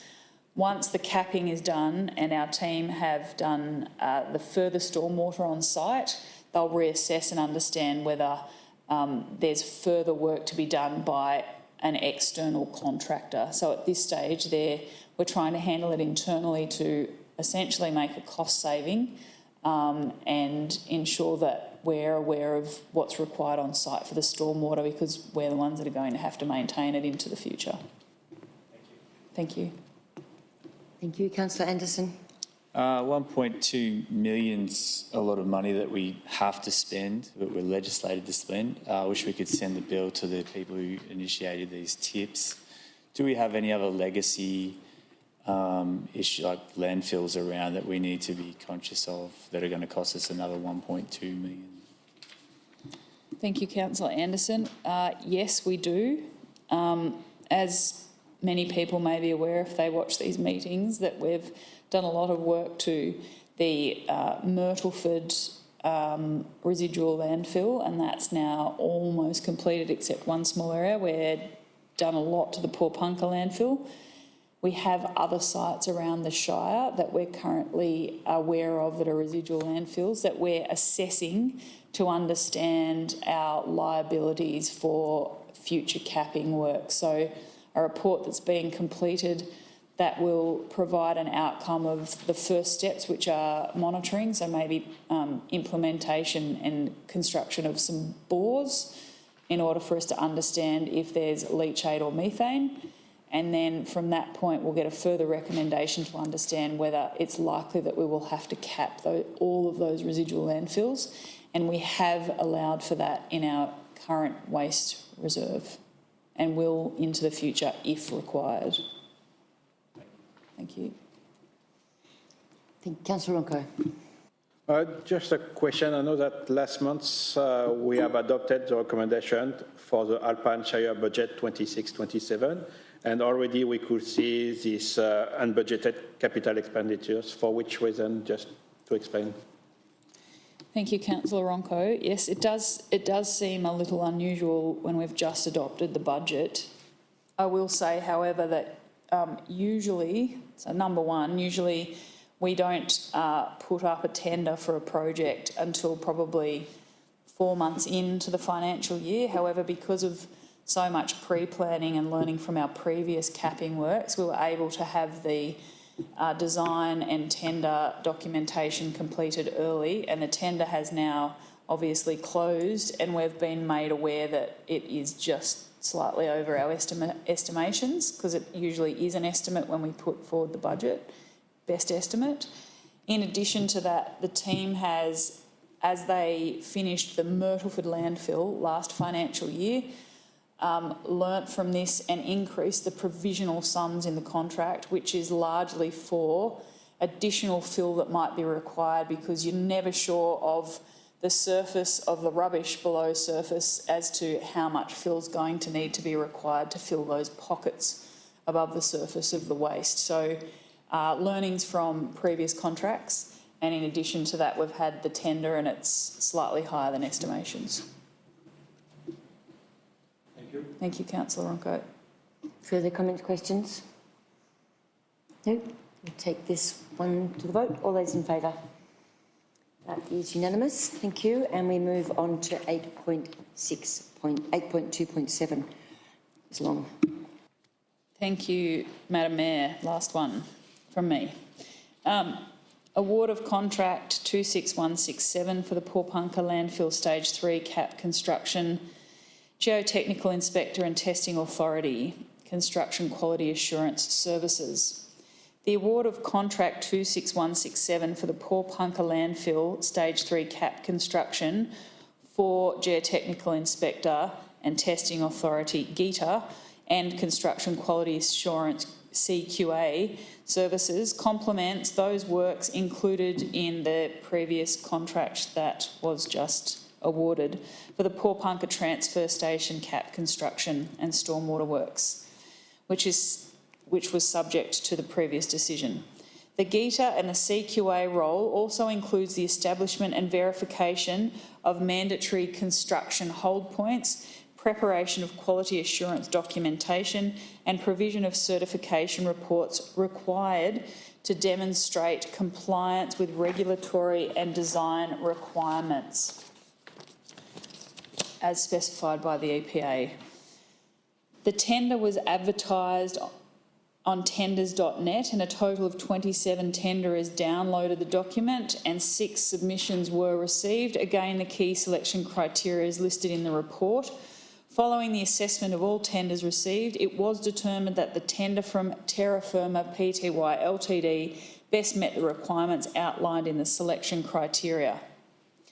A few issues to note. There is a risk that the construction program may be extended due to adverse weather.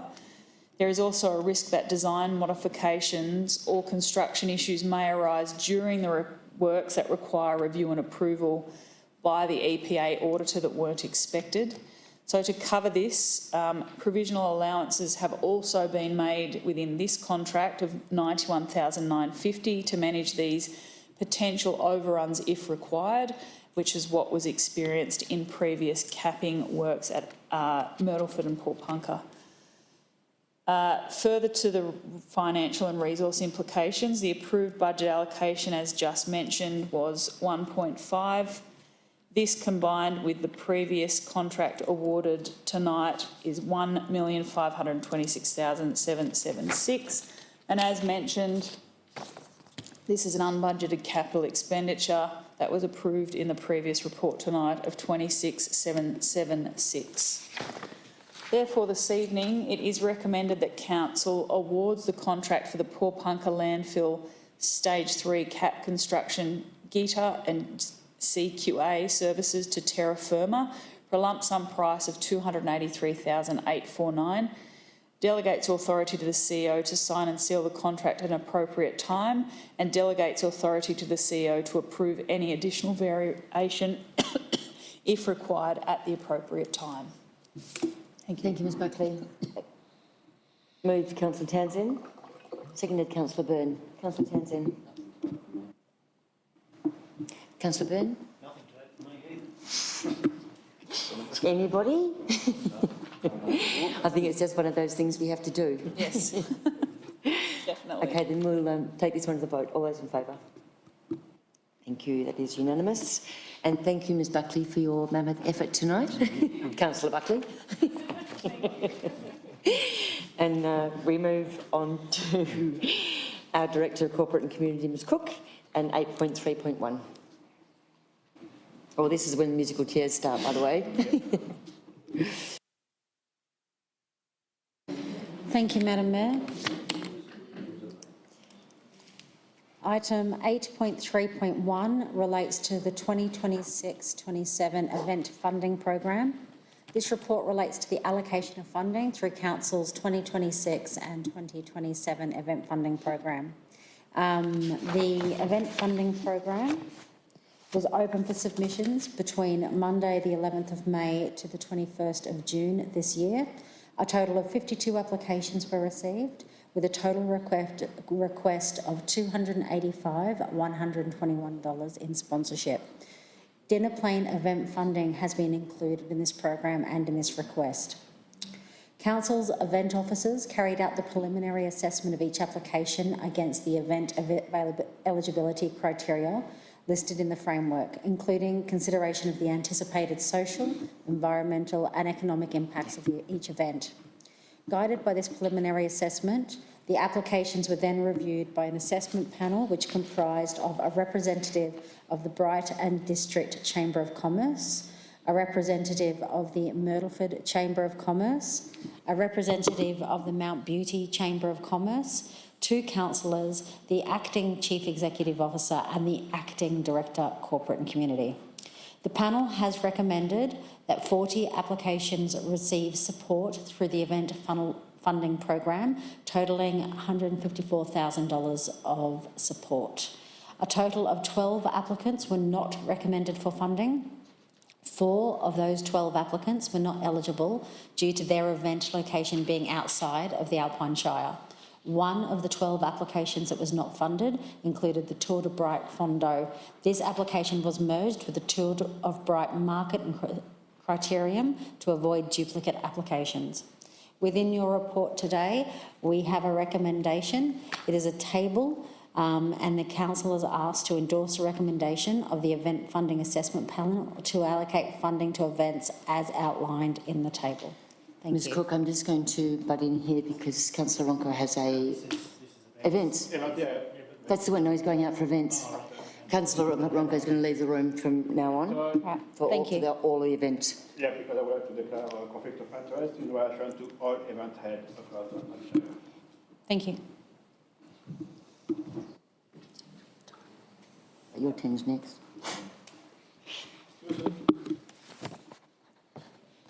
Councillor Ronco left the room at 6:37.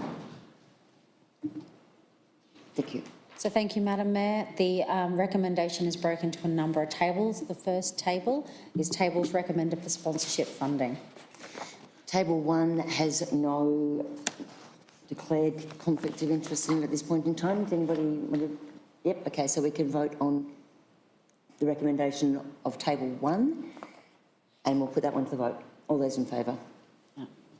That's unanimous. Oh, sorry, you do. Sorry, we have to move and second it. Move it, thank you. Too excited. Well, Councillor Smith's going to move table 1. Councillor Tansen's going to second that. I knew it was a hard night tonight. Councillor Smith. Yeah, I think it's a lot of work's put into these allocation of these funds. 154,000 is a lot of money that we're putting back into our community, and there's a good cross-reference of clubs and across our shire. So it's really good. The panel, I was on the panel last year, and there's it's a good mix of councillors and people from the chamber and other people. So I think it's great how we make these decisions, and I think it's the way we spread it is really good. There's just a really good mix. So good work on the group this year that made these allocations. Thanks, Councillor Smith. Councillor Tansen. Basically, what you said. It's great to see, the community getting behind and getting on these panels to allocate some of these funds. Thank you. Any further comments, questions? Councillor Anderson. I was on the panel this year with Councillor Byrne, and I'd just like to say a shout out to everyone else on the panel who was involved in the discussion and bringing this recommendation forward. Thank you to all 3 chambers of commerce who were there and for their input. It was very well valued. Thanks. Super. Any further comments, questions? I just wanted to raise a couple of things. One is that there's been some discussion about applicants being offered more money than they initially sought, based on the rationale I understand is wellbeing needs across the Shire, and increased costs of traffic management. And I just wondered, Ms Cook, if there was any other, anything to add to the reasons why the extra money's been offered. Thank you, Madam Mayor. My understanding is that there are 4 events in this year's group who are being recommended to receive more than they applied for. I understand that could be considered unusual. One of those events is due to the assessment of additional traffic management costs, portable toilet hire and other significant increase in costs that event would be facing. One is a very small rounding up of the figures. One is about traffic management costs, as you stated, and one is about providing support for mental wellbeing across both valleys, not just one valley, and enabling that to occur through the event funding. Going forward, it's obviously up to council tonight to make a decision on these recommendations. This is a recommendation on the panel, but the final decision is with council, as is all recommendations to council. However, going forward into next year's event process, we will have a bit of a look at processing, about processes that occur between application, the event panel, and how it comes back to the council meeting, just to ensure that everything is clear and that we have the appropriate governance arrangements and paperwork in place to support the decisions that we're recommending to council. Thank you very much for that. And I know we've got an event strategy redevelopment underway. Do you have a time frame around that? Sorry, Ms Buckley. Thank you, Madam Mayor. Yes, tourism and event strategy is currently underway in Growth and Future. We've done initial workshops and engagement with the community for visioning exercises, and we'll be working through the process of developing that with various stages of consultation, etc., over the coming 12 months till finalised strategy is the estimate. Super. Thank you. And now I have one more question about the paper that's in front of us specifically. One of the organisations that applied for some money has been denied funding in this round because they're political in nature. Could that be explained, what that means, please? So thank you, Madam Mayor. My understanding is that there is a set of assessment criteria that the assessment panel uses when assessing events to ensure that we're consistent in what we put forward for recommendation. The panel on this occasion reviewed the application of that group and made a determination based on the application and based on research undertaken online that the event was political in nature. Beyond that, I don't have any further information. Thank you. Thank you. Any further comments, questions from anybody? No? We'll take table 1 to the vote. All those in favour? It'll be unanimous. Thank you. And now Councillor Ronco stays out of the room and Councillor Anderson leaves, and we look at table 2.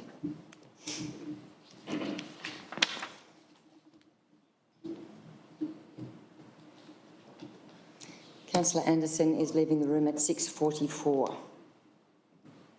Thank you, Madam Mayor. Table 2 relates to events recommended for sponsorship funding for which Councillor Anderson has declared a conflict of interest,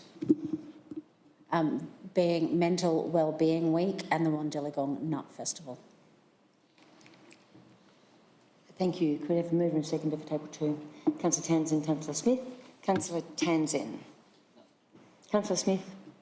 No, both very good groups, and yeah, support it 100%. Okay. Any further comments, questions about table 2? Take that to the vote. All those in favour? Will be carried. Thank you. Councillor Anderson can come back into the room, and Councillor Byrne is going to leave. Councillor Byrne's leaving at 6:45, and do you mind grabbing Councillor Anderson? Please, Councillor Townsend. I didn't write down the times. I've got them. Okay.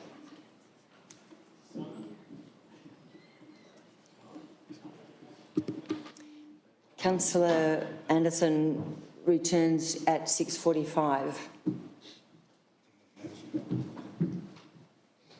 And we put table 3 forward for moving and seconding and discussion. Thank you, Madam Mayor. Table 3 relates to events recommended for sponsorship funding for which Councillor Byrne has declared a conflict of interest, this being the Myrtleford Lions Golden Spurs Rodeo. Thank you. Moved and seconded, moved Councillor Townsend, seconded Councillor Anderson. Anything to say? No? Anybody else? We'll take this one to the vote. All those in favour? That is unanimous. And both Councillor Ronco and Sorry, Madam Mayor, there are recommendations 2 to 6 that still need to be voted on. We'll bring Councillor Byrne back into the room for that discussion. Yes. Thank you. Councillor Byrne can come back in. Yep. I didn't see. Bye.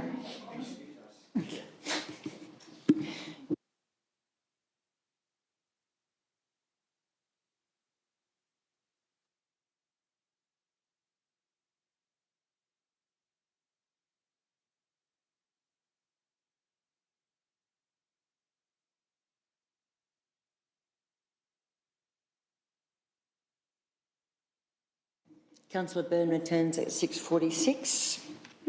And we hand over to Ms Cook again. Thank you, Madam Mayor. Recommendations 2 to 6 on your screen in your report relates to delegating authority to the Chief Executive Officer to distribute residual or unspent funds, noting that a further $60,000 has been budgeted for the implementation of the Bright Rod Run CBD Traffic and Safety Management Plan, allocating $17,000 for 2 community events to be coordinated by the Alpine Shire Council directly in Dinner Plain, allocating $10,000 to support the provision of financial assistance to community volunteer not-for-profit events to cover the cost of their event waste management for the 2026 to 2027 financial year, and allocating $10,000 to support event infrastructure in the 2026-27 financial year.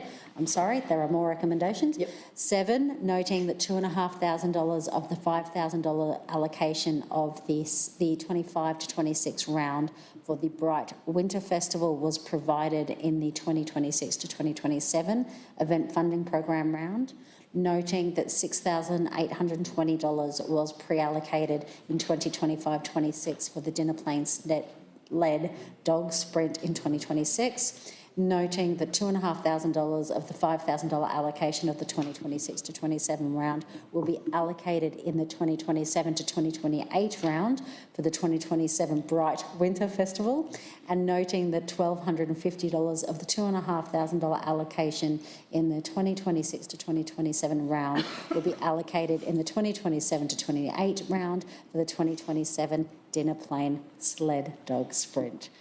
Thank you. Thank you very much, Ms Cook. Okay, we have recommendations 2 to 10 now in front of us. Do I have a mover and a seconder?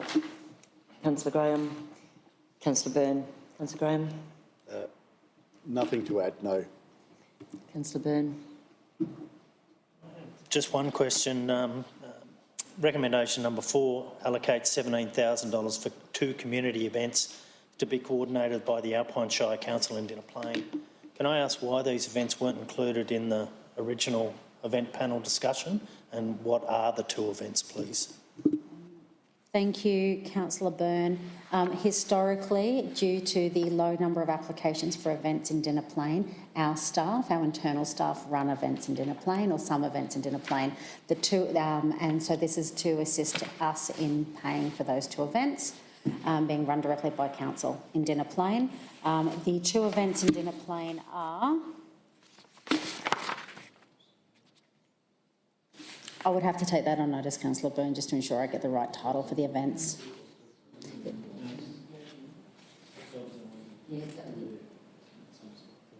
I think we should take it on notice, but it's often the opening of the ski season and something in summer to activate. So, Councillor Byrne, these are council-run events, so these are not events run by community members in the community or event groups. These are events that our staff will be running in Dinner Plain. We will be staffing and running those events and paying for those events in order to ensure that those events go forward.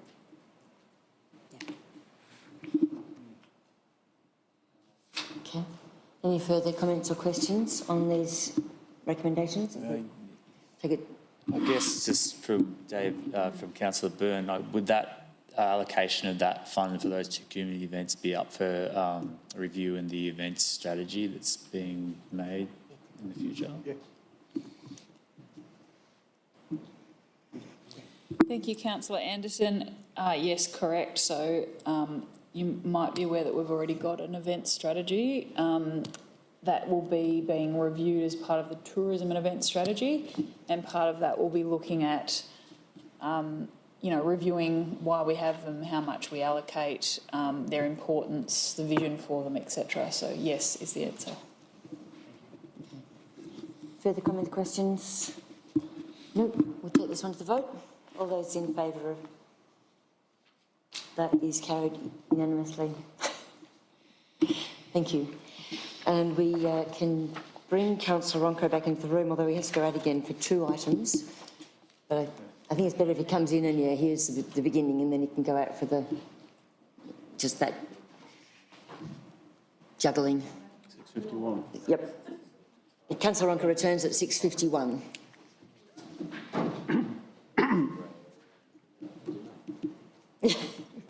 Did you have time for dinner, was the question?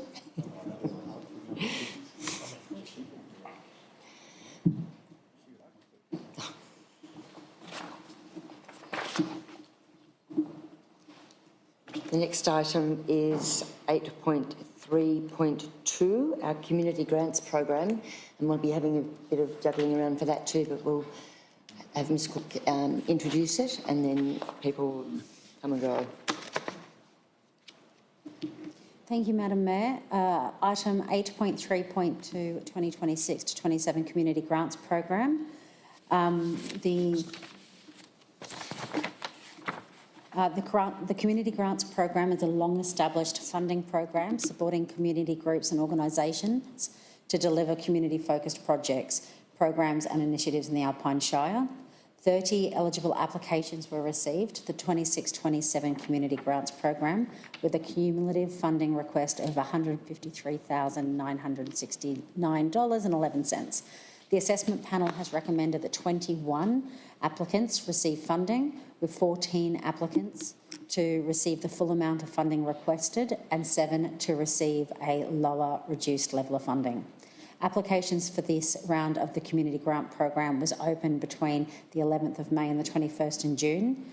Applications were assessed against the following criteria: the degree of benefit to the community, the degree to which projects can be maintained and are sustainable, the impact on environmental, economic, social, built, recreation and wellbeing criteria, and the geographical spread of funding across the Shire.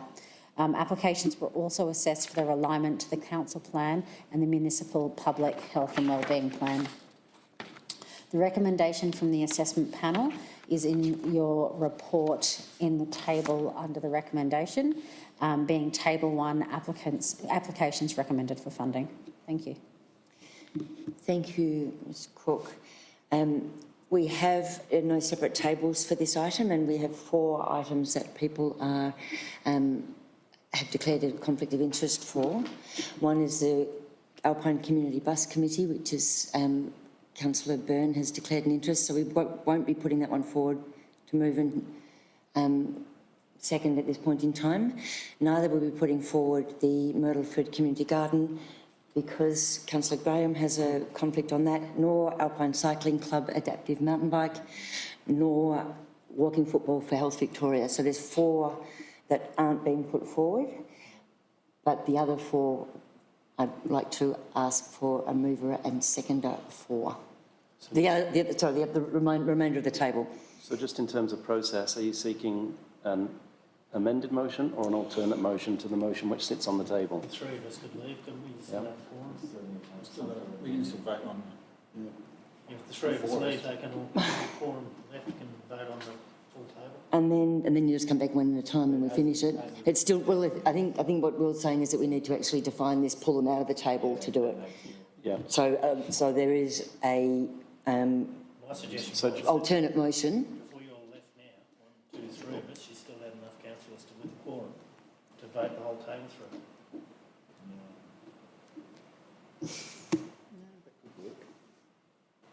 That would work.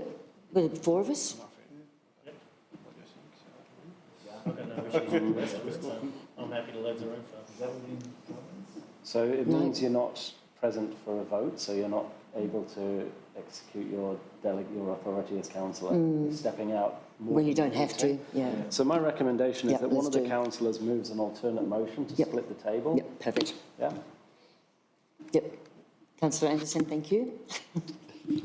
I'd like to move an alternative motion to split this table that we have before us, please, Into 4. into 4 So, tables, yep, 4 so- separate tables, So we'll pull out. to identify the conflict of Yep. interest in our, So with we our pull one councillors. out into just, I'm just helping you with your words, or Yep.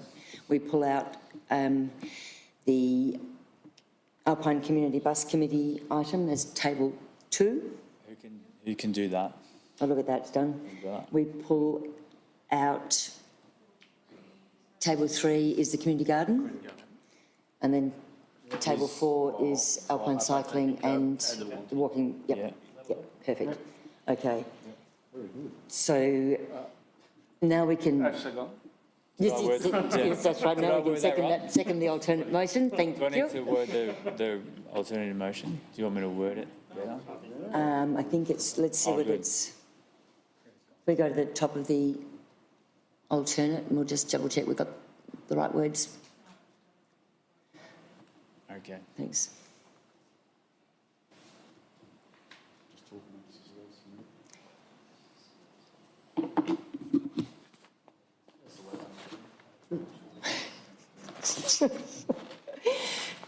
We need practice at these things.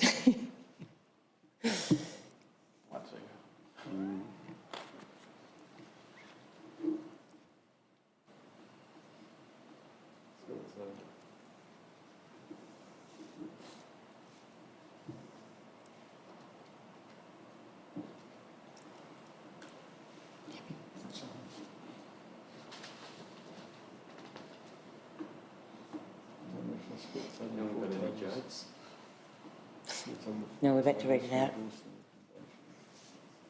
Do you want to read it out, Councillor Anderson? I'd just like to move an alternate motion to split the table into 4 tables for endorsing the recommendations of the Community Grants Assessment Panel. That's been moved by Councillor Anderson, seconded by Councillor Ronco. And the first table is table 1 and has no... Oh, vote. Don't we... Oh, sorry, let's do the split. Sorry, I was going to put the table in that vote. All those in favour? Could I just say that my surname's Ian, not Owen, for the... You're right. So now you're voting individually in the 4 tables. Yes. You're moving in second. Yes. So You're back each on one. track. Yeah. So we're back on track. Now we're going to move and second each table. So do we have a mover and a seconder for table 1 that has no people having conflict of interest? Thank you, Councillor Byrne. Councillor Anderson, any comments? Nothing to add? I'm just going to say thanks to the committee, the panel again, because it's a big job. And then we'll take that to the vote. All those in favour? Beautiful. Unanimous. And now we have Councillor Byrne leaving the room at 6:59. Phew.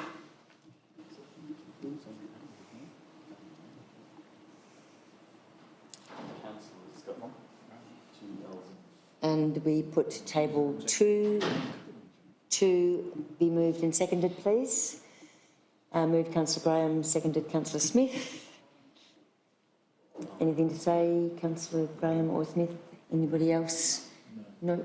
We take this one to the vote. All those in favour? Beautiful, carried unanimously. Yep. Councillor Graham leaves the room at 7 and Councillor Byrne will re-enter shortly and we will call that time as well.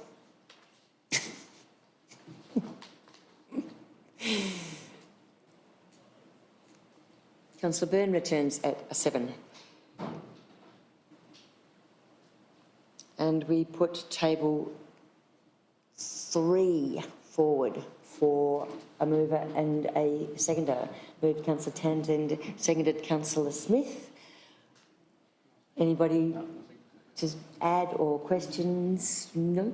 We'll take this one to the vote. All those in favour? That is carried unanimously. And Councillor Ronco will leave the room and Councillor Graham come back in. It is still 7 o'clock. 7 p.m. Boy, thirsty work this one. Councillor Graham is back in the room at 7:01. And we have table 4 to move and second. Moved Councillor Byrne, seconded Councillor Anderson. Anything to comment or question? No? Anybody else? No? We'll take this one to the vote. All those in favour? That is carried. Thank you. And we unanimously, and Councillor Ronco can come back into the room. And it is 7 or something. He's not back in yet. Might go to 2, you never know. 7:01, Councillor Ronco re-enters the room. Whew, thank you, everybody.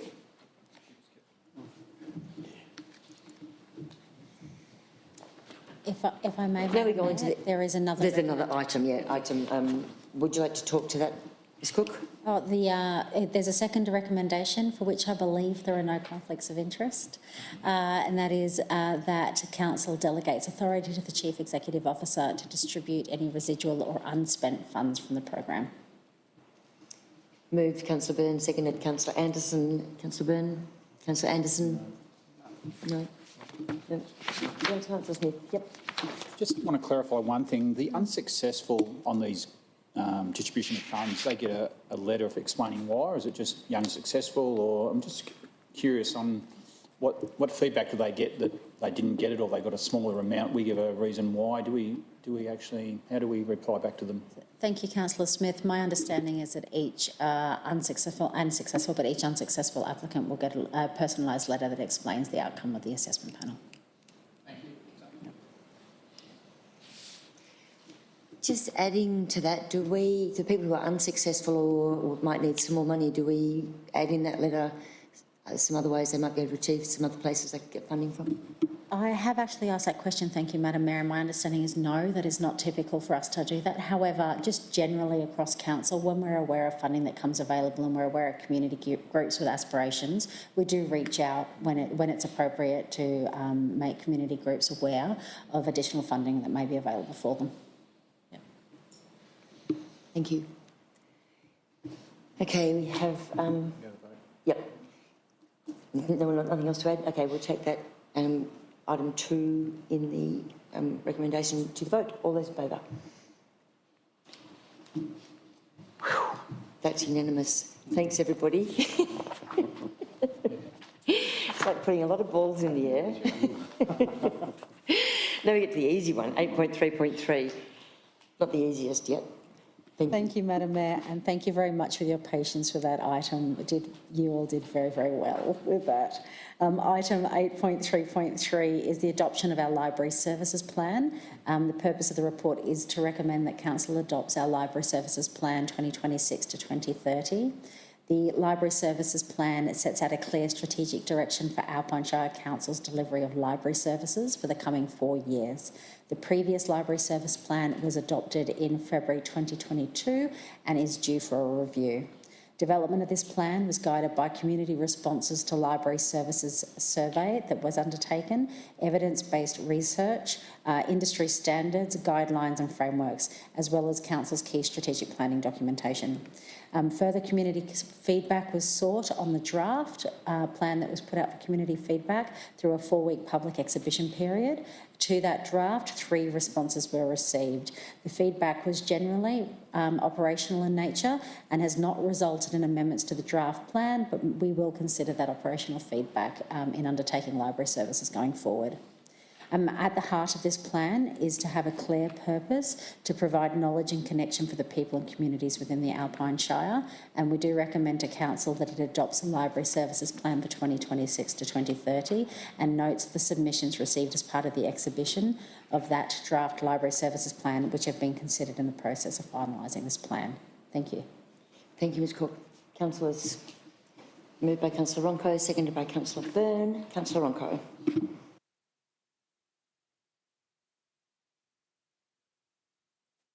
Sorry. Thanks. Bit poem tonight. Just would like to know if it's a really good service plan. So, and just if residents could find this library service plan 2026-2030 online in our library and on Council front desk, just to confirm me that. And I have noticed also that one of the provided feedback from the survey identify an increase of opening hours or more consistent opening hours across the 3 branches of libraries. So how this library service plan address it? Thank you. Thank you, Councillor Ronco, and thank you for the feedback on the plan. That's down to our wonderful libraries coordinator, Nessa. She's done a really great job at developing this plan, and I'll make sure that feedback's passed on to Nessa as well. The library services plan, when finalised, will obviously be able to be found on our website, along with all of our other strategic documentation. And yes, there'll be hard copies at our libraries and customer service centres. We will also explore accessibility mechanisms for us to make the document more accessible, as we do with all of our documents when we have them adopted. With regard to library opening hours, we did receive feedback through the survey in particular that there are some sections of the community and in some townships that would like different or extended library opening hours. We will undertake a review of those library opening hour requests and try to understand a little bit better about where people may like to see our library opening hours shift in particular. We always need to be cognisant through that process that if we simply were to increase library opening hours, it obviously comes at an increased staffing cost to council. So it's a bit of a balance, but potentially even shifting library opening hours may suit customers more. So that's a piece of work we'll undertake that review and try to understand how we may match people's expectations with regard to opening hours. Thank you. And I find that the committee like libraries, and they are quite attached to the libraries, and that's why they're concerned about expanding the hours. But yeah, thank you. Thank you, Councillor Byrne. Gently.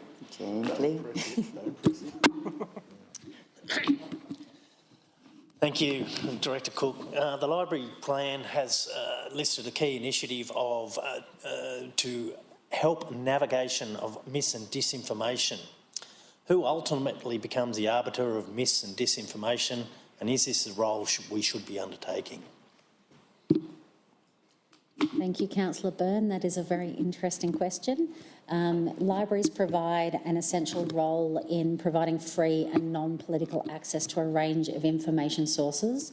Our library officers help patrons navigate what trusted information sources there are through both online and physical collections.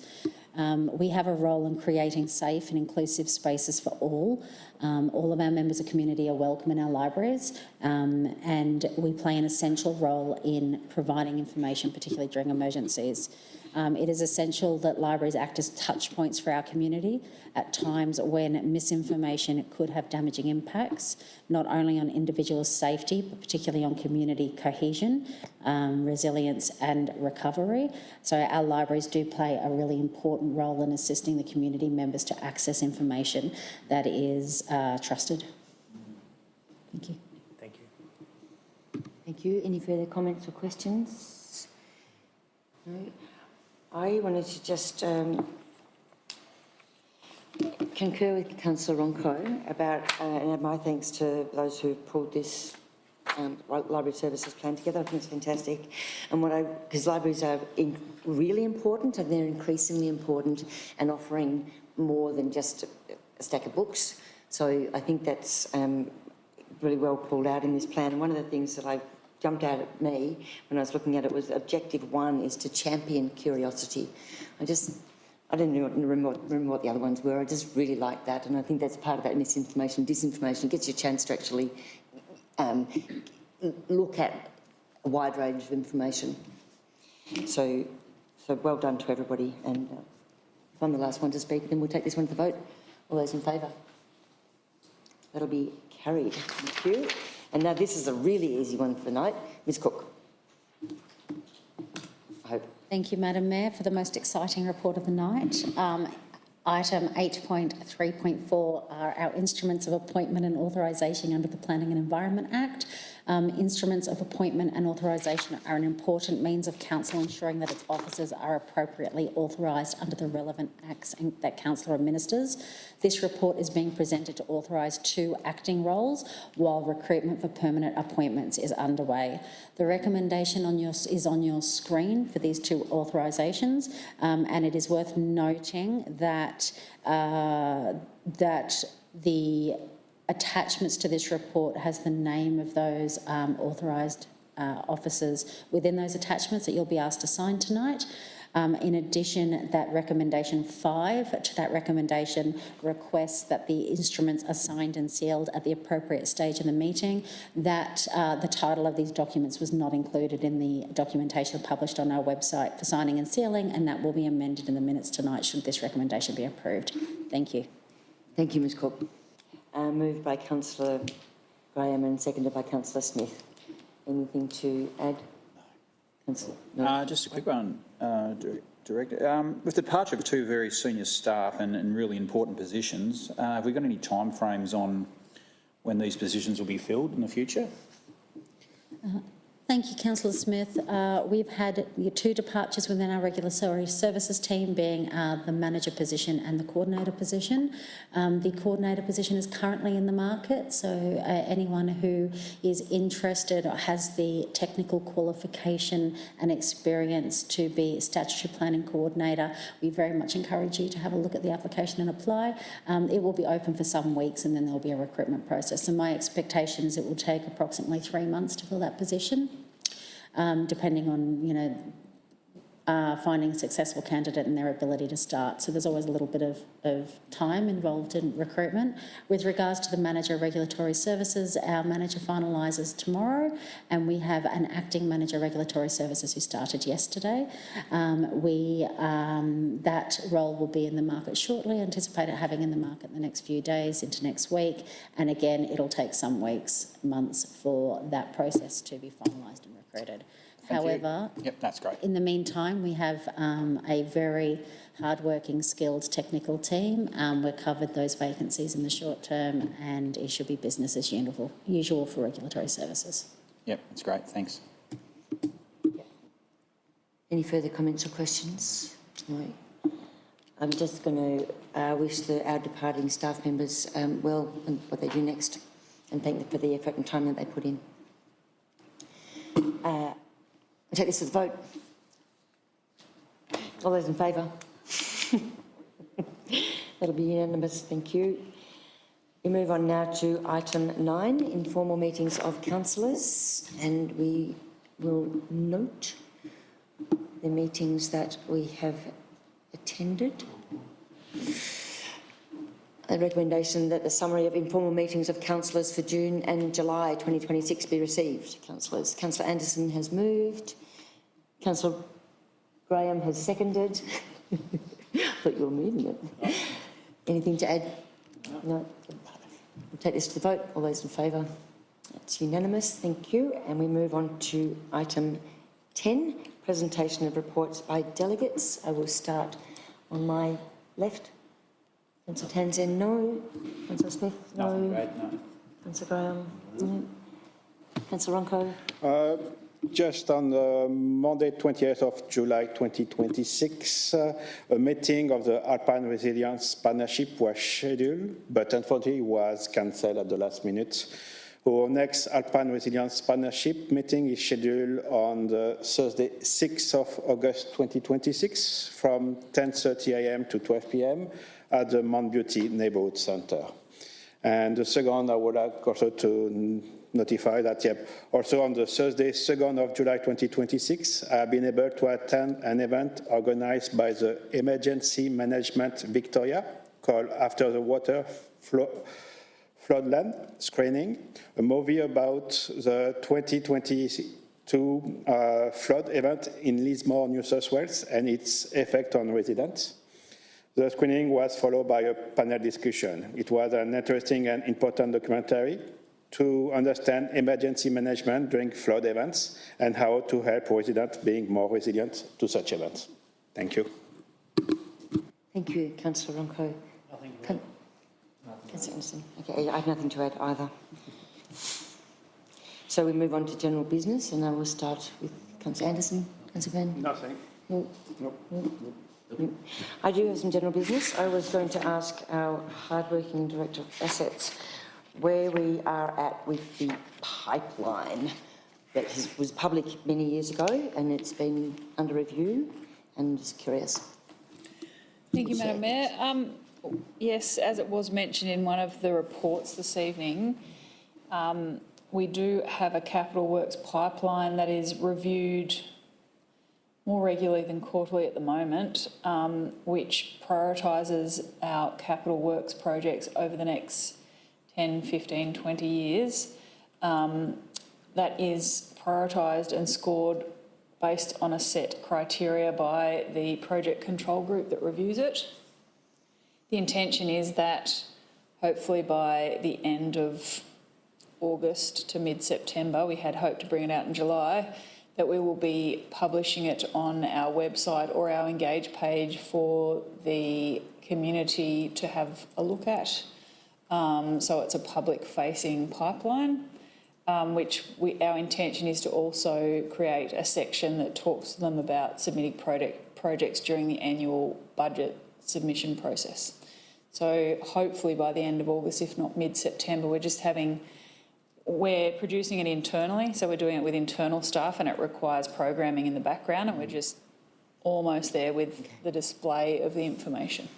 In addition to that, we will also display our current annual capital works dashboard, which talks about the projects we're currently delivering for this financial year. Thank you very much. I think it'll be well received when it is ready. Thank you. Yep, through the hard work. Mr. Jeremy, do you have any general business?